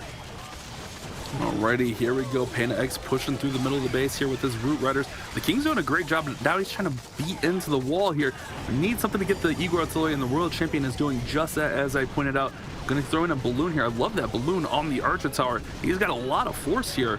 Ricochet Cannon is going to get raged up along with that Expo, so the King will go down, and those Roots are going to take a lot of damage. Keep an eye on these heroes here, as the Queen and the World Champion are going to be the big factors of finishing this one off. Yes, but with the Queen ability, the World Champion's ability got popped here. Hopefully the scatter shot gets taken out in time. Yes, no additional shot is getting off from the scatter shot. So now it's all about the Queen. 1 minute left here. Ability got used. to save also the world champion a bit longer. It's a far way to go here. Yeah, it might be just time. I don't think there's enough defense to take this queen down, especially with Unicorn and the rage gem on the warden. But honestly, the rage gem on the warden might save this. Oh no, queen went south. I think he got it at 12. Okay, what did he put in there? Can we scroll up a little bit? Can we scroll? What's hitting the cannon? Something. Oh, okay, 2 wizards take out the cannon. Nice. All right, we got the air defense up there. Sneaky Zen. All right, that's enough. That's good. Panda gets the triple. That was close in the end. I would have loved to see what he deployed at 12. I think it was like 1 or 2 archers in combination with 2 wizards. And I think with the final shot of the wizard, the cannon got taken out here. I think without this, it would have been a time issue in the end. So great job by Panda, seeing this that this is an opportunity to take down the last building. Great push here, and yeah, Underworld X is starting this war off with a 3-star bash. If Underworld X can beat Synchronic, I think we would all be surprised to have Synchronic sitting at 0-4. Yeah. But B, Synchronic is going to have like the most impossible time to make it to Challenge Finals. And I was really high on the Synchronic team, but Underworld X coming out, they said, put some respect on our name. We know what we're doing. I wonder if he used that sneaky a little bit on that cannon because all the resource buildings were down. So the sneaky could have targeted that cannon. True. Beautiful use of the resources there for Panda. It's a nice little 3-star. That's how you want to start the war. Yeah, and you saw that the Super Archer blimp is useful. So to take down the Town Hall that early to avoid the Giga Explosion and the poison effect is huge. And in addition, you are luring the seed sometimes or take down some crucial defense buildings in addition. But now let's focus here again. It is Soham, the team captain, who is starting things off for Synchronic. This time he finds the tornado trap here with his blimp here. It is a blizzard, I guess. Yes, it's all together clumped up here nearby this multi-inferno compartment there. So he is using those super wizards to get some change of the to the buildings behind, and he get at least one of those sweepers out of the way. Oh, if he could have got the scatter, that would have been crazy. He had access to both scatters, but the rage runs out, so the super wizards aren't able to get it down. But he sets up a really nice pathing here for the heroes to come in and connect everything together here. So he'll push the heroes through this left side. Wallbreaker is going to go in. Now let's see what he sets up for the Town Hall here. He does have that invisibility spell tower on the Town Hall, so you got to be careful that as he makes his approach through the Town Hall when that goes off. But a very nice opener for Soham. Yeah, for sure. So the hero dive goes strong. We see 27 loons in his pocket in combination with 2 lava hounds. We see that the Town Hall is still active, still alive, so he needs to Lalo through the Town Hall, but he got a huge amount of spells left here because he used only a super wizard blimp. He had some spells spare here. 2 freezes are used already on top of the Town Hall, Monolith, and this Invis Tower here. 48% at 50% mark, the Town Hall gets activated. The Lava Hound is flying over the Town Hall, hopefully with the Eternal Tome. Those loons are not getting the Town Hall in time because the Invis Tower got activated too early. Oh man, now the balloon's gonna have to circle back, grab the Town Hall. Come on, come on, come on, come on, come on. Oh man, the balloons are gonna get it down, but that did not go to plan. That is tough for Soham. Such a creative, such a fun attacker, but man, this one is going to fall short as the balloons blow right past the Town Hall and have to circle back. Oh, tough break. That is for sure, and especially the entry of this Super Wizard Blimp, kinda baited, because the tornado trap was there, and I think without the tornado, he would have gotten at least one additional scatter shot here as a value for his Super Wizards. And this is in the end, not getting the triple here for Soham. It will be in the end an 85% 2-star. And that is hard, because Underworld X, we saw it, they tripled in their first attack. So now Synchronic is directly behind, although Soham was the attacker with the highest hit rate in this team. So he, in every single match they had, he tripled before as in first attacker, but not this time. Oh man, that's a tough break. Soham he's really fun and creative, but sometimes when you do, I mean, honestly, this wasn't like a crazy creative attack or anything, but sometimes when you run a plan like this, all it takes is one little mistake and you're just off. And it's 85%. So Underworld X now up on stars and 15% is really, really a commanding spot for them to be in. I talked about it in the previous attack. If Synchronic can't win this, it is going to be so tough for them to come back, make it to challenge. Meanwhile, Underworld X, you said they were 1-1. I feel like they maybe played one other match, maybe not. Maybe they played two. I guess they could play two more in the other 2 weeks. But if they can move to 2-1, that would be crazy for them. Yeah, that is for sure. So Underworld X, they beat Push in the last week. So we saw Push today performing at the top level here. So yeah, Underworld X is for sure also one team we need to watch out for. But first, let's have a look here at the attack of Loki. It is an such kind of a root strike here directly into the Town Hall compartment. So let's check out. I think the Valkyrie is activating the Town Hall. Yeah, there we go. Battle Drill is in this mix here. Nice Warden Turtle Tome here in combination with the Rage Gem. Supporting all the troops here in the core. We see another time those Ice Golems.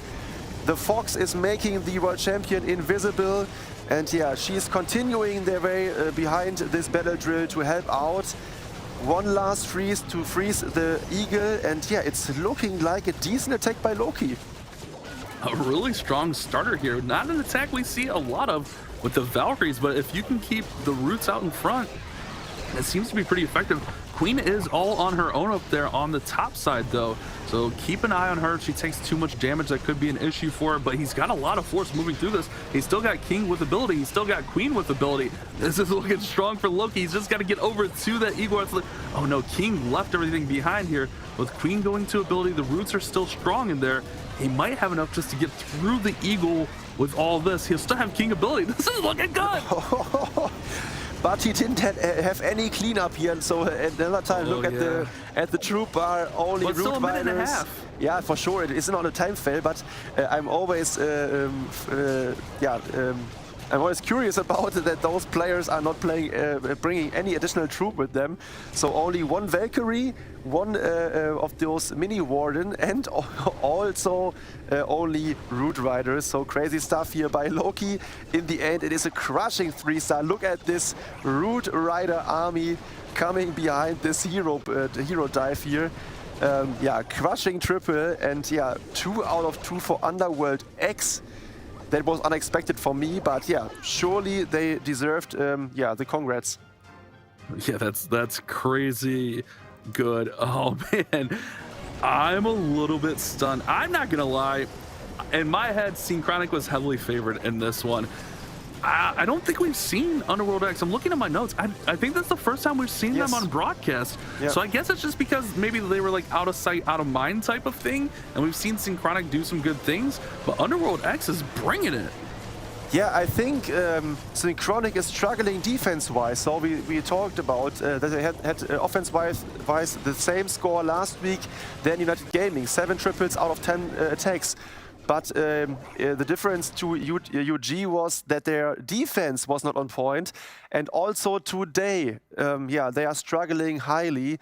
UG perfected them, and now Underworld X is also tripling their bases, although they switched things up. So against UG, they brought up some anti-2-star bases, and now they are relying on anti-3-star bases. But it's the same, they got tripled.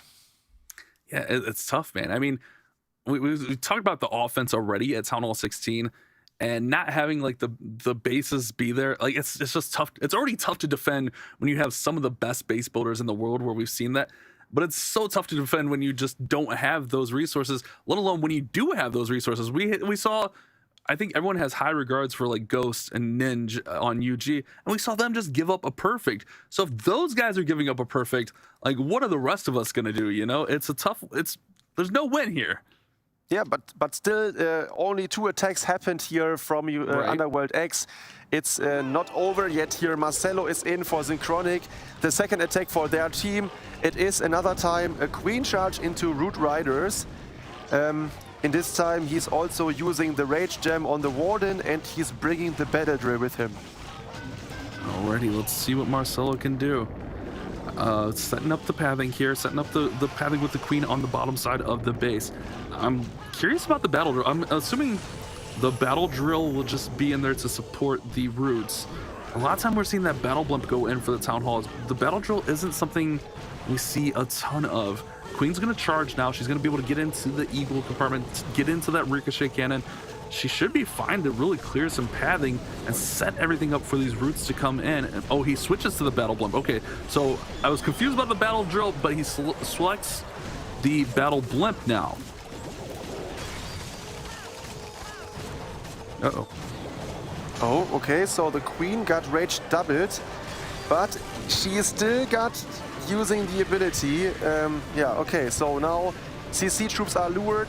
The Ice Golems are targeting the rest of the push. The Queen is going around the corner and the Root Rider push is going in. He is sending the Blimp directly through the vulnerability here for the Town Hall. Let's see if there is a tornado trap in this base or in the way or not. So the Blimp is flying, and nearby the Town Hall there is the tornado, but I think he's fine. Yeah, it should be okay here. The Yetis will pop off those Yeti mites, they'll get through there, and that'll clear some of the stress for those Roots to kind of work through and go to the left side. That's really where a lot of the damage is remaining on the best base, is the left side over there by the Scatter Shot, the Queen, the Expo. So it's all really nice to get that Town Hall down before they go in there. Now he's got the Royal Champion in there with the Warden. Warden goes down. King is on the outside, already used his ability, does have still a little bit of support, but this one's actually fading out quite a bit. Synchronic is struggling. Yeah, indeed. And also Marcelo, last week he tripled, and this week, today, he's 0 out of 2 attempts here. That is not what he was expecting to do.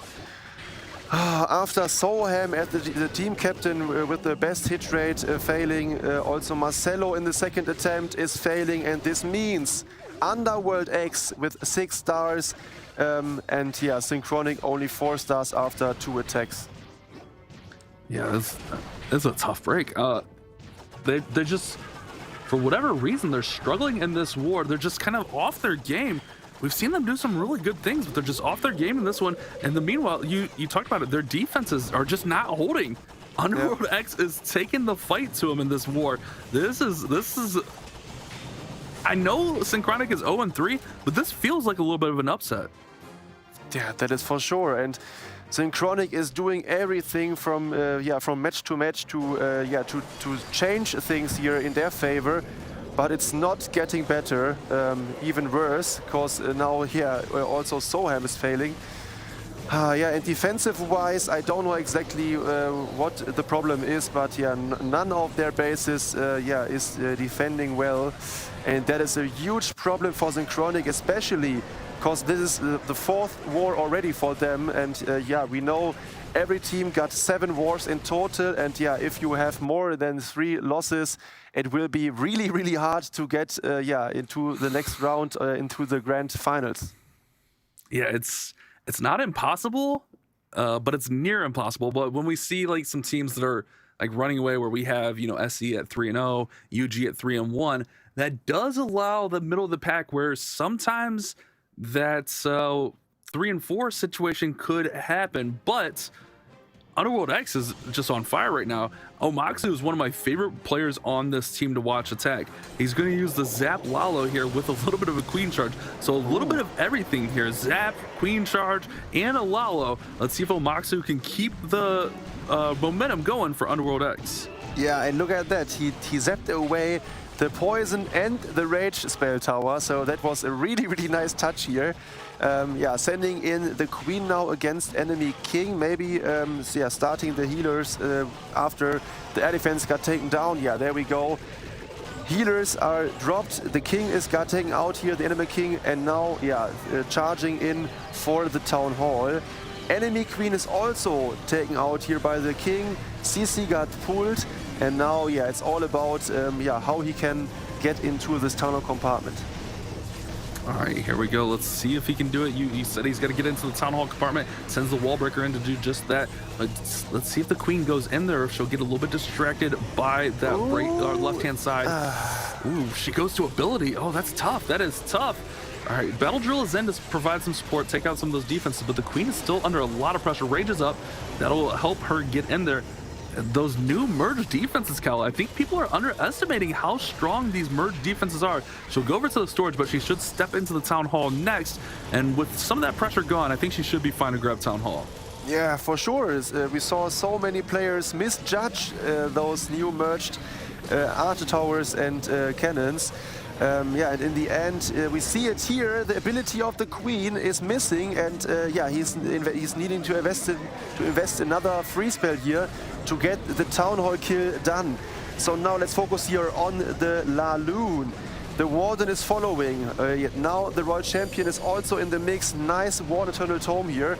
It is all about getting down the enemy Royal Champion and the Monolith here in the core. I think, yeah, he is good to go. Oh my god. Maxio is also going strong against Synchronic. What is happening? I'll tell you what's happening. Underworld X came to play. That's what's happening, Cal. It's another 3-star. These guys are on fire. Underworld X, honestly, I think it was just we haven't seen them, so they're kind of like in the back of our head. We didn't really think about them a lot, but these guys have came to play. We've seen them make it to challenge finals before. We've seen them make it to challenge finals and surprise some teams before, and they look to be in prime form to make a little run here in our challenge. Yeah, wow. I think in the first match they won over push 12 to 11, so not that high of a score in the end. For sure, a decent win here, but showing up strong against Synchronic, who is who needs the victory that much here. They are showing 3 out of 3 directly. It's crazy. So big shout out to those teams. We see that any team can beat the other teams here in this season. So it will be a close one. We have week 2 ongoing, and week 3 and 4 will decide it all. For whatever reason, this challenge phase just does not seem to be going Synchronic's way. We've talked about how this team has the experience and they should be able to compete, which they have. I mean, not compete, that's not the right word, because they've been right there in every war. But it seems like every war, something goes wrong, something is off, and they just can't get that victory. It's really heartbreaking to see. But also on the opposite of that, Underworld X is looking really strong. 3 for 3 this far. They are putting up great numbers. Synchronic needs to respond right now. Halo, you're up. Yes, but Halo last war he tripled also with the Super Bowler smash, and I am cheering now for Halo. Go for it. Get those this triple in here for Synchronic. They need at least 3 out of those last 3 attacks being triples. So Halo Blade is going hopefully here for the first one to happen. So first, the Queen walk looks decent here. Yes, the Queen is walking in the correct direction here. Flame Flinger he to has back a recall her up. also, though. Yeah, that's true. Yeah, I mentioned that she's going the right direction because he used a wall breaker there. So I think she's supposed to take down the ground bow first, and then he will recall. He'll be recalled. Yeah, that's true. That is very true. Should get the recall now, and then put her on the opposite side of the base. He put that jump spell. Oh, actually not in the opposite side of the base, just right in the middle of the base. I guess that makes sense with the Super Bowler smashing with those healers following everything in. So now the healers will transfer, or hopefully transfer over to the bowlers. They're still on the Queen, getting her back up to full health, but he does have at least 1 healer over there already. Here comes that Warden with that rage gem. He's going to make that push into the middle of the base. But meanwhile, on the bottom side, that Flinger is able just to pick off these defenses with that bow out. Great play here, great base recognition from Halo Blade, but now he's going to get through this power core. There's so many defenses in there. Let's see if the bowlers survive. Yeah, and he still got 2 rages left. 1 is deployed now here. Another freeze is coming now to freeze the Town Hall. Look at that again. The bowlers are not going directly through the Town Hall, hopefully. Maybe a bit. Yeah, there we go. 1 bowler is still alive here, but King in front of the Queen.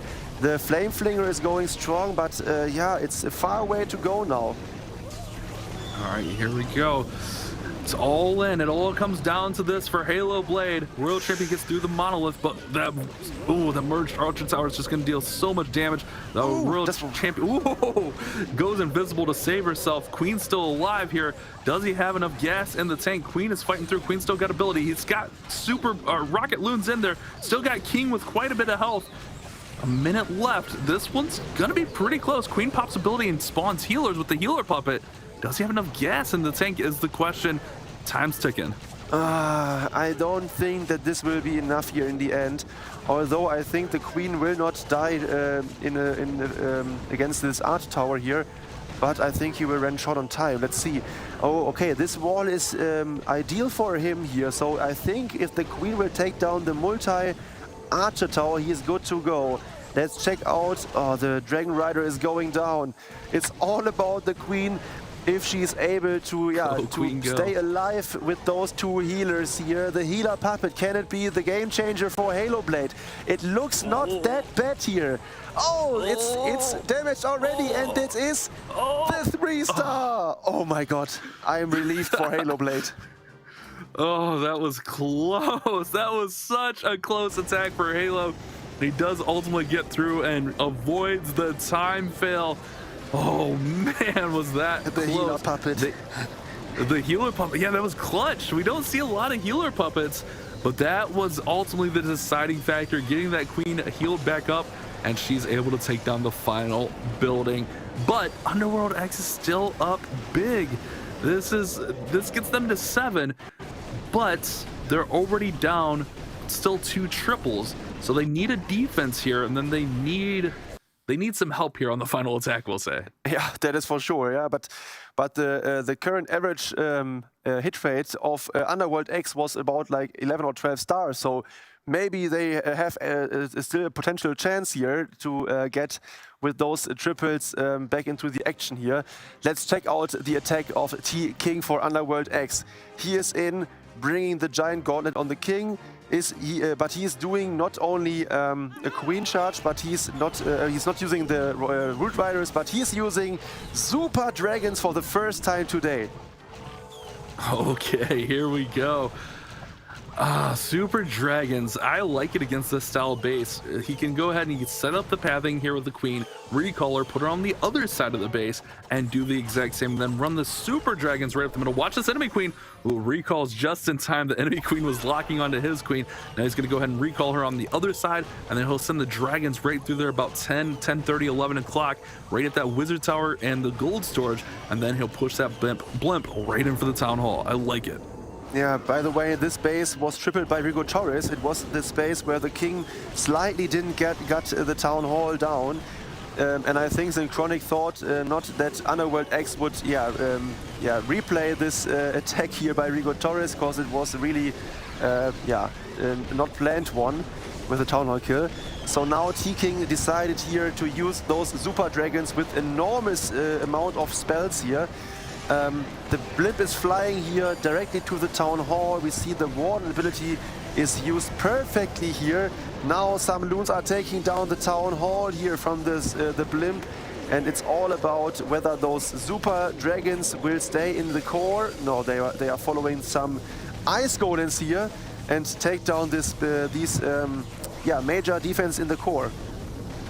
All right, World Champion's going to go on the top side, though. She'll go in for the mono. He's still got the Super Dragons there following the heroes on the outside. He has the Diggy on the Warden, which will actually stun all those defenses every time it pops up. World Champion's under fire from the Expo, but remember, she's going to... Oh, actually, the Fox got taken out. I was going to say she'll go invisible, but the Fox got taken out. This one's fading a little bit. This could be the opening Synchronic needs. All the heroes are out of abilities. The Dragons are fading. The Queen's fading. This could be a 2-star. Yeah, I think so too. 74%. I think the 2 Dragons will grab some additional percentage. But this is the defense Synchronic was looking for. And it's also not the highest percentage for sure here. We need to check out the health of those Dragons here in the center of the base.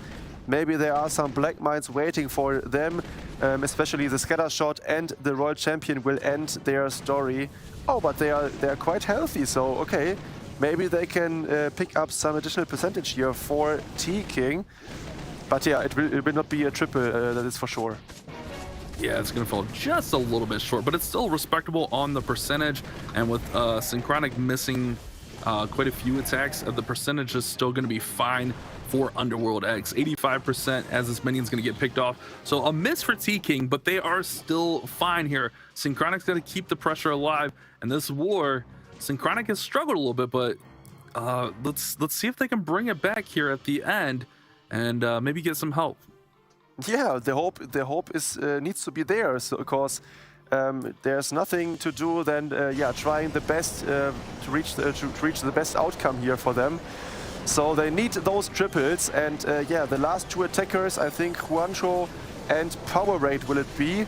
So they tripled in the first day their attacks, I guess. For sure Juancho tripled. So hopefully they can do the same today here and get back into the action for Synchronic. I think Juanjo had the 97 fail, if I remember right, earlier today. I remember it was a time fail where the Royal Champion, I meant last week. Juanjo's a really strong attacker. Same with Black Powerade. So let's see. Oh, actually, Rainberry is in. We haven't seen Rainberry.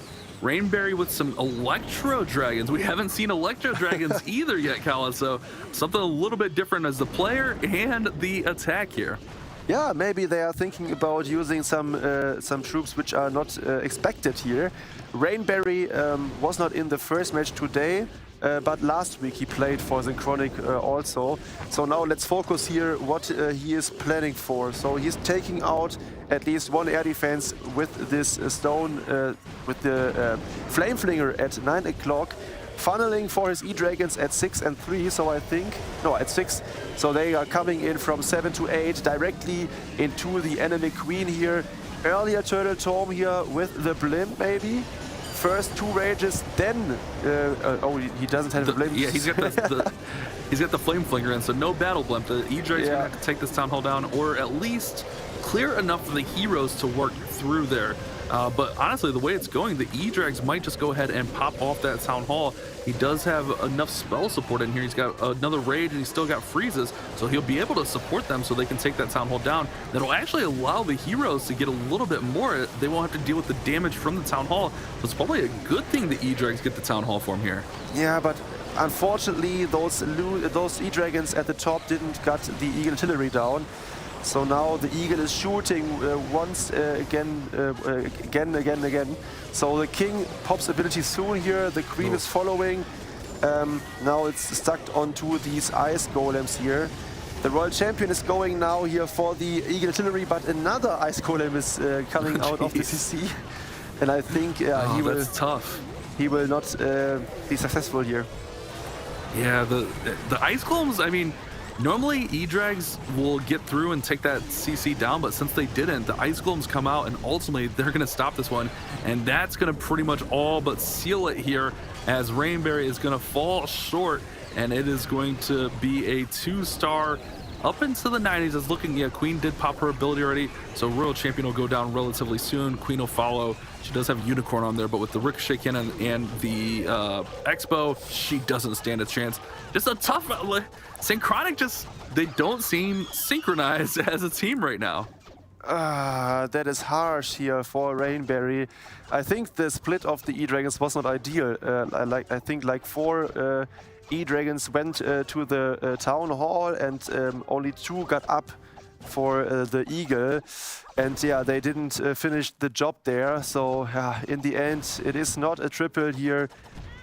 92% in the end for Synchronic. So now they need to hope for a 1-star by Underworld X, but I think that will not happen. Yeah, tough break. Underworld X has just come to play so far. They are 3 for 4 on 3 stars, and they look to close this one out on their next attack.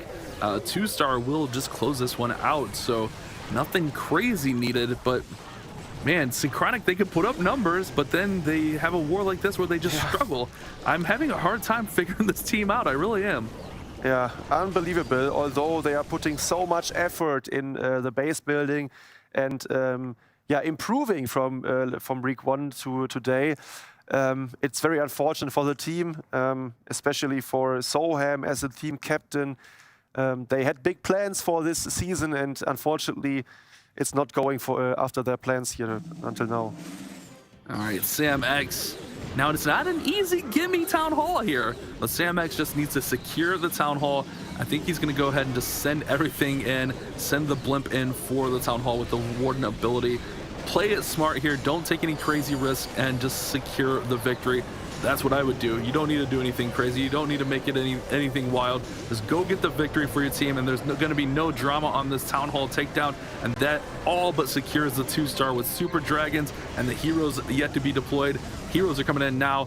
This should be the victory for Underworld X. Yeah, I think so too, and I look at the compartment around the Eagle. There's the Rage Tower, which hopefully will not disturb his heroes that much, but I think, yeah, those raged up cannons, the Eagle and those Expos will hurt those heroes a lot. The Eagle and the Monolith are still standing, but the Royal Champion is going for them. Oh, she got distracted by some skeletons here, so she got taken out here. The Queen pops ability too, and I think in the end it will not be a triple, but it is the 2-star which Underworld X needs to win this war, and yeah, this is success. Kyle, I don't think this one was ever meant to be a triple, to be honest with you, but I think this was just, let's go get the victory, take our lap, and go home with the dub. They'll come out next week and they'll play hard and look to see if they can make it a challenge. This Underworld X team, man, I've got to hang out with them. I've got to talk with them. They can surprise a lot of people. You know, they're clashers with jobs, so to speak, so they don't put in, you know, crazy pro hours, but they know and understand the game, and they can show up when it matters the most. So this team, I think, is one to keep our eye on moving forward. I think this is our first time seeing them on broadcast, but let's not write them off. We see what they're able to do here, putting up 13 stars against this team we keep talking about in Synchronic. We keep hyping them up, but so far they haven't delivered. Yes, and to mention that, we saw before off stream, WSA lost against SE Esports. Sorry, against Omnipotence. So WSA, although they were perfect after week 1, they are now only 2-1, and Underworld X will be the same, so 2-1, and I think they will rank in the middle of the table. So yeah, great job. And the way this is going right now is really, it seems like if you can get to 4 wins, 4 and 3 might be enough. There, you might not even have to worry about tiebreakers realistically, the way this bracket is going. So really, ultimately it's a race to 5 wins. That's what we always say. But if you can get to 4, you got to be feeling good about your chances. Yeah, for sure. So at the top of the table, SE with the perfect streak, 3-0. Is on top, UG behind 3-1, and then Underworld X and WSA are coming with 2-1. So crazy stuff. Our predictions before the season are not weren't that perfect. We need to see now. Yeah, it's tough, man, especially with a new Town Hall meta. We're still trying to figure everything out. This is our first NA Esports, so it's tough trying to predict all of that. You know, we can sit here and do our best, but ultimately it's just taking shots in the dark. Let's be honest. We know what we're getting out of a couple of these teams, but some of those middle of the pack teams, you never know who's going to show up on a weekly basis. Let's see how Black Power 8 finishes this war out, as we got a Queen charge into Root Riders. You definitely want to finish strong, finish with the 3-star if at all possible. Yeah, and so Synchronic, yeah, seems to be 0-4 after this match, but Power Braid will try to get at least the triple in to improve their star count in total, because I think they are one of the teams with the highest hit rates after those 4 matches, although they are falling short 3 times this war. Yeah, but let's focus on the attack. So Queen charge for the Town Hall, followed up by some Root Rider action here. The Flame Flinger is taking out the Eagle. So let's see from which side he will deploy the rest of the troops. All right, here we go. Queen Charge grabs that Town Hall without much issue there, but we'll keep an eye on these healers. The air defense is targeting the healers. One healer goes down. The second healer starting to take some damage. Notices it, puts to freeze him, but he will have those roots going into the air defense, but they might get another couple shots off. Oh, nope. The root riders get in there, take down the air defense before it hits any of the healers, but now the Queen goes to ability, and the healers actually swap over to the roots, so she'll follow in with the King, and she won't be under too much pressure there, so she'll be fine, but now those roots will actually have some healing power behind them. I like this setup from Black Powerade. Let's see if he can finish it. Yes, and look at that. He brought some super minions to clear the 3 o'clock corner. Unfortunately, they didn't got that much. But yeah, with those root riders in front, and the healers in the back, it's looking decent here in combination with the Queen and the World Champion. So yeah, wow. Great stuff here by Powerade. Hopefully, he can finish this attack. I think he'll be fine. He still has Royal Champion ability along with an invisibility spell, along with some of those tanking troops, and there's still a minute, so time really shouldn't be an issue here. Royal Champion will come in, sweep in. Queen will take out that Ricochet Cannon. It's going to be a 3-star for a Black Powerade, finishing strong. So they kind of stuttered out of the gate, but they came out and they finished the war out with a couple of triples. So really, man, the Synchronic, I can't figure you guys out. Give me something to go on here, man. They're just... I don't want to say inconsistent, but they're kind of inconsistent.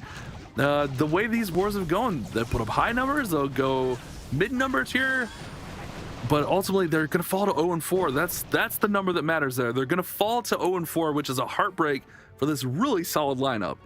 Yeah, that is for sure. And if you ask 100 people before the season which place Synchronic will take after the challenge season, I think most of them none of them would have said that they will be last in the end. And currently Synchronic is 0-4 and they are last, cause Push won today. We saw back to studio. Yep. Omnipotence won, so yeah. We need to figure out if Synchronic can come back for 3 wars in a row. I said it last week. I expected Synchronic to be one of our 4 teams. I said they would be our 3rd team. Who's going to be the 4th? Now they're pretty much on the outside looking in. They have to win out just to even have a chance. They've lost against all the top teams, so there's that. But like the tiebreakers are going to be tough. It's going to be tough for. I mean, their stars aren't bad, so if they can get to 3 and 4. Maybe we see those weird things where that middle of that bracket kind of develops really awkwardly. They're not out of it. They are not out of it. So they need to keep playing. They need to not get demoralized by this. They have some really strong players on their team. So they got to just kind of pull it back together. Whoever is the captain for that team needs to get the guys together, put in a couple training sessions this week, and just rally the troops next week and come out strong. Finish strong, get that 3-4, and try to give yourself a chance for the challenge. In the water today. Yeah, I have no idea what's in the water today. Okay, because we just watched Underworld X look absolutely unstoppable against Synchronic. And just for your final off-stream update as well, as we take a look at some of these results here from this war, we got Omni beating Push, and that's not what is surprising to me. It is the scoreline. It was 13 stars for Omni to 9 on Push after we just watched them take down Method to Madness. That is incredible, especially seeing a team not having the 10-star count in the end. Push today had a great performance against Method to Madness. So yeah, a big upset for them to score only 9 stars, Bash. Yeah, that's crazy, man. Like, literally, you said it. What the heck is going on today? I have no idea.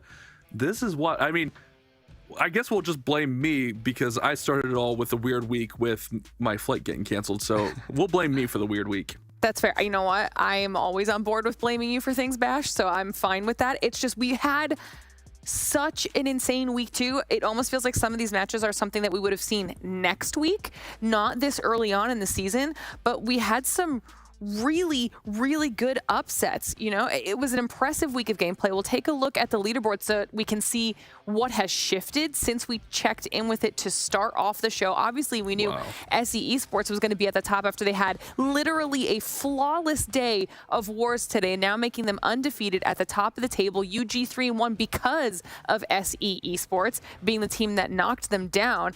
I mean, Kala, this is a good-looking leaderboard. Yeah, for sure, and it shifted around in the whole area at the top. So Omnipotence also catched up here by getting 2 victories today. Now 2-2 in the end. We stay active with the loss today after being perfect last week. So crazy stuff. Push with the first victory. Underworld X is surprising me totally. Yeah, and Synchronic. Yeah, what a pity. Bash, how are you feeling about this right now? Our last 2 weeks are going to be interesting. That's all I'm going to say. I mean, if you see the middle of the pack and you see the bottom there, or we have those 1-3, 1-2, 0-4 teams, that means we could see that situation where that 3-4 could be the 4th spot. We got some crazy wars ahead of us. I think like we kind of have the cream rising to the top. Omni having a good week. I think we needed to see that from them. So it seems like week to week, what the heck? We don't know what we're getting from these teams. That's what I'm saying. It almost felt like this was week 3 because that's typically when we start to see those bigger moves or some upsets where teams have started to figure each other out throughout the season. This was a huge week for a lot of those teams, which actually makes next week even more important now, especially for the ones like you're talking about, Bash, that end up in that bubble area. So I'm very excited to see how all of this plays out. I think we also have, if I'm not mistaken, some really good matchups that will end up next week. Obviously, we have to go through all of them, but I'm talking about when it comes to which teams are going up against each other. And looking forward to that here, Kala, which one would jump out at you now after what happened today? Yeah, directly again, the first matchup, SE, the undefeated first place players will face off against Omni, which got both the victories today. So this will be crucial to watch. And for sure we need to watch out for Synchronic. Hopefully they can at least get 1 victory in. I mean, looking at the rest of these here, Bash, tell me your thoughts, because I feel them through the ether. Look, I want to say look out for Synchronic. I'm done saying look out for Synchronic. No disrespect, Synchronic, but I'm done with it. SE Esports is the team to beat. If one of these teams can beat SE Esports next week, it could really kind of catapult them into that 3rd, 4th spot.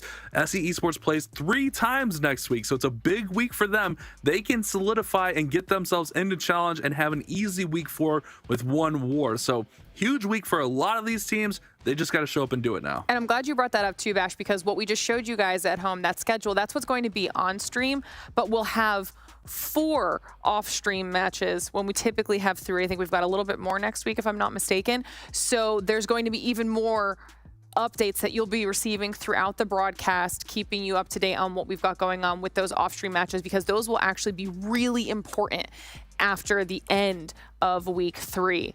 So it's going to be just, you need to be here. You can't miss it. If you do for some reason miss it, or if you missed today or last week, don't forget to follow us on social media, because all of that information that we potentially aren't filling you in on will be on all of our social media platforms. So you can get all of your updates on there. And before we say goodbye, Kala, final thoughts on this week? It was incredible. So after week 1 with a good start for most of the teams, we saw many teams improving. So Town 16 is on, and the meta is not clear for everyone. So now from week to week we saw better bases and higher scores. Some teams came back, some fall short. So week 3 will show us clearly which team will go out and which will advance. All right, Bash, I know you kind of already gave your final thoughts, but you're just so far away. I just want to hear from you one more time before we say bye. Yeah, I mean, it was an interesting week, but I think teams like Underworld X, We Stay Active, next week is kind of a big big week for those 2-1, 2-2 teams. Even Omni kind of bouncing back into offline broadcast match wins. Yeah. They were supposed to be on broadcast. Things happen there, but we'll see them next week. So next week is a huge week. We could see our first team qualify in SE Esports. So a lot on the line next week. That's why you have to be here, all right? But everybody home. That's pretty much it for all of us. It was the week of perfection for SE Esports as they had a flawless performance here today, halfway through our challenge season for Clash of Clans. They are now at the top of our leaderboard, having knocked down UG. Next week, we'll have to see which teams perform well, because it will be make or break for some of them, like Bash was just saying. So make sure you tune back in so you don't miss a single second of any of that action. As always, a huge thank you to Snapdragon Elite Gaming, Samsung Galaxy, Monster Energy, DHL, and the U.S. Air Force for helping us make this whole thing possible. And thank you to you, everyone at home, for hanging out with us and watching the show. We'll see you next week. Ain't got no time for no fear. I work too hard to get here. Ain't got no time for no fear. I work too hard to get here. I don't got the time, put me in, coach. I've been going hard, time to let it show. Everything raw, give it to me now. Let me have the spot, man, it's going down. Gotta get it here, I don't wanna wait. Take what I want, then I go train. Gotta get a win, I won't lose the game. This is my year, I ain't gonna break. Strap in, cause it's gonna be a long ride. Working on me every single day and night. There comes a time when your worlds will collide. If it's holding you back, push it right to the side. On another level, I will never settle. Mind over matter, get the gold medal. On another level, I will never settle. Mind over matter, get the gold medal. Ain't got no time for no fear. I work too hard to get here. Ain't got no time for no fear. I work too hard to get here. On another level, I will never settle. Mind over matter, get the gold medal. On another level, I will never settle. Mind over matter, get the gold medal. On another level, I will never settle. Mind over matter, get the gold medal. On another level, I will never settle. Mind over matter, get the gold medal.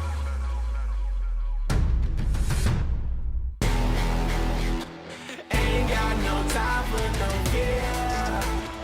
I work too hard to get here. Ain't got no time for no fear. I work too hard to get here. Ain't got no time for no fear. I work too hard to get here. Ain't got no time for no fear. I work too hard to get here. Ain't got no time for no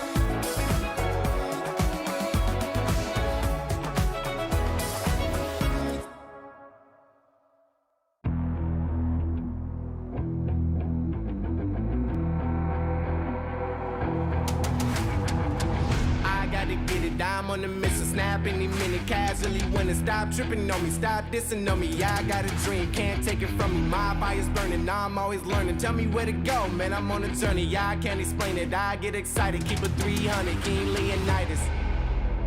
Strap in, cause it's gonna be a long ride. Working on me every single day and night. There comes a time when your worlds will collide. If it's holding you back, push it right to the side. Ain't got no time for no fear.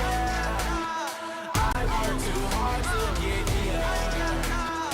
Ain't got no time for no fear.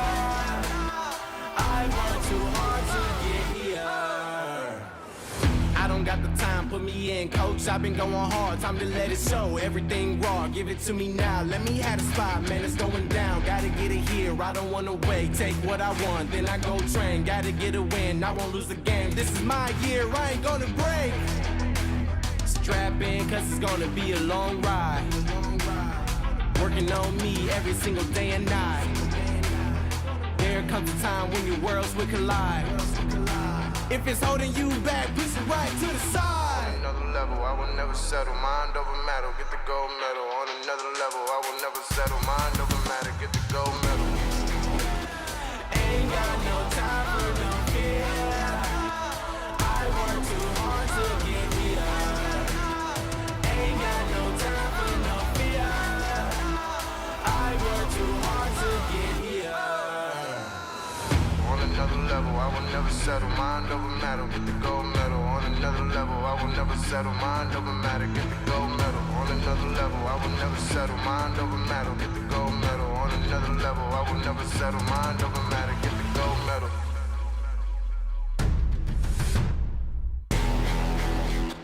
Ain't got no time for no fear. I work too hard to get here. Ain't got no time for no fear. I work too hard to get here. Ain't got no time for no fear. I work too hard to get here. Ain't got no time for no fear. I work too hard to get here.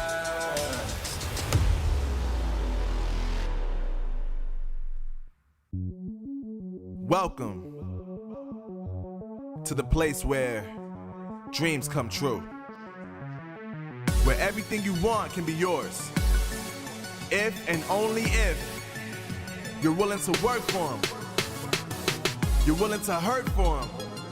But most of all, you're willing to be first for them. Ha! Look, I'm going straight to the top. I don't know how I would stop, like it or not. I got some goals that I'm hitting. You hear what I'm spitting, it's hot. Look what I got, whole lot of passion and pain. The road to success is insane. Stay out my lane, cause I'm on a mission. I'm getting what stands in my way. Yeah, I'm a beast, I wouldn't play with me, baby. The way that I'm training is crazy and I do it daily. You wanna talk about drive? I got more drive than Mercedes, I've never been lazy. I'm in the room, it's a red alert. You wanna compete, well get better first. I got 10 toes in the dirt, push through the hurt just to show them my worth. I'm the best. Yeah, I'm the best. I never stress. I know what's next. I'm who they test, like we playing chess. But I'm unimpressed, so now let me flex. Ha, yeah, I'ma work through the struggle and hurt, cause I know my worth, and I gotta be first. Ha, yeah, I gotta be first. Look, I don't want anyone's sympathy. I understand what it's meant for me. I give my focus and energy. If it's meant to be, then it's meant to be. But mentally, I'm undefeated. They hear that and say I'm conceited. Like there's no reason. Like I don't beat them and come back again just to teach them that when you work under pressure, you reach higher measures. They'll try and bring you down, but you cannot let them, and only get better and focus on cheddar. Eye on the prize and you'll become a legend. Like, when I'm in the room, it's a red alert. You wanna compete, well get better first. I got 10 toes in the dirt, push through the hurt just to show them my worth. I'm the best. Yeah, I'm the best. I never stress. I know what's next. I'm who they test, like we playing chess. But I'm unimpressed, so now let me flex. Ha, yeah, I'ma work through the struggle and hurt, cause I know my worth, and I gotta be first. Yeah, I gotta be first. They don't know what's gotten into me, how'd I turn pain into energy. Through all the struggle and hurt, remember my worth, and that's why I gotta be first.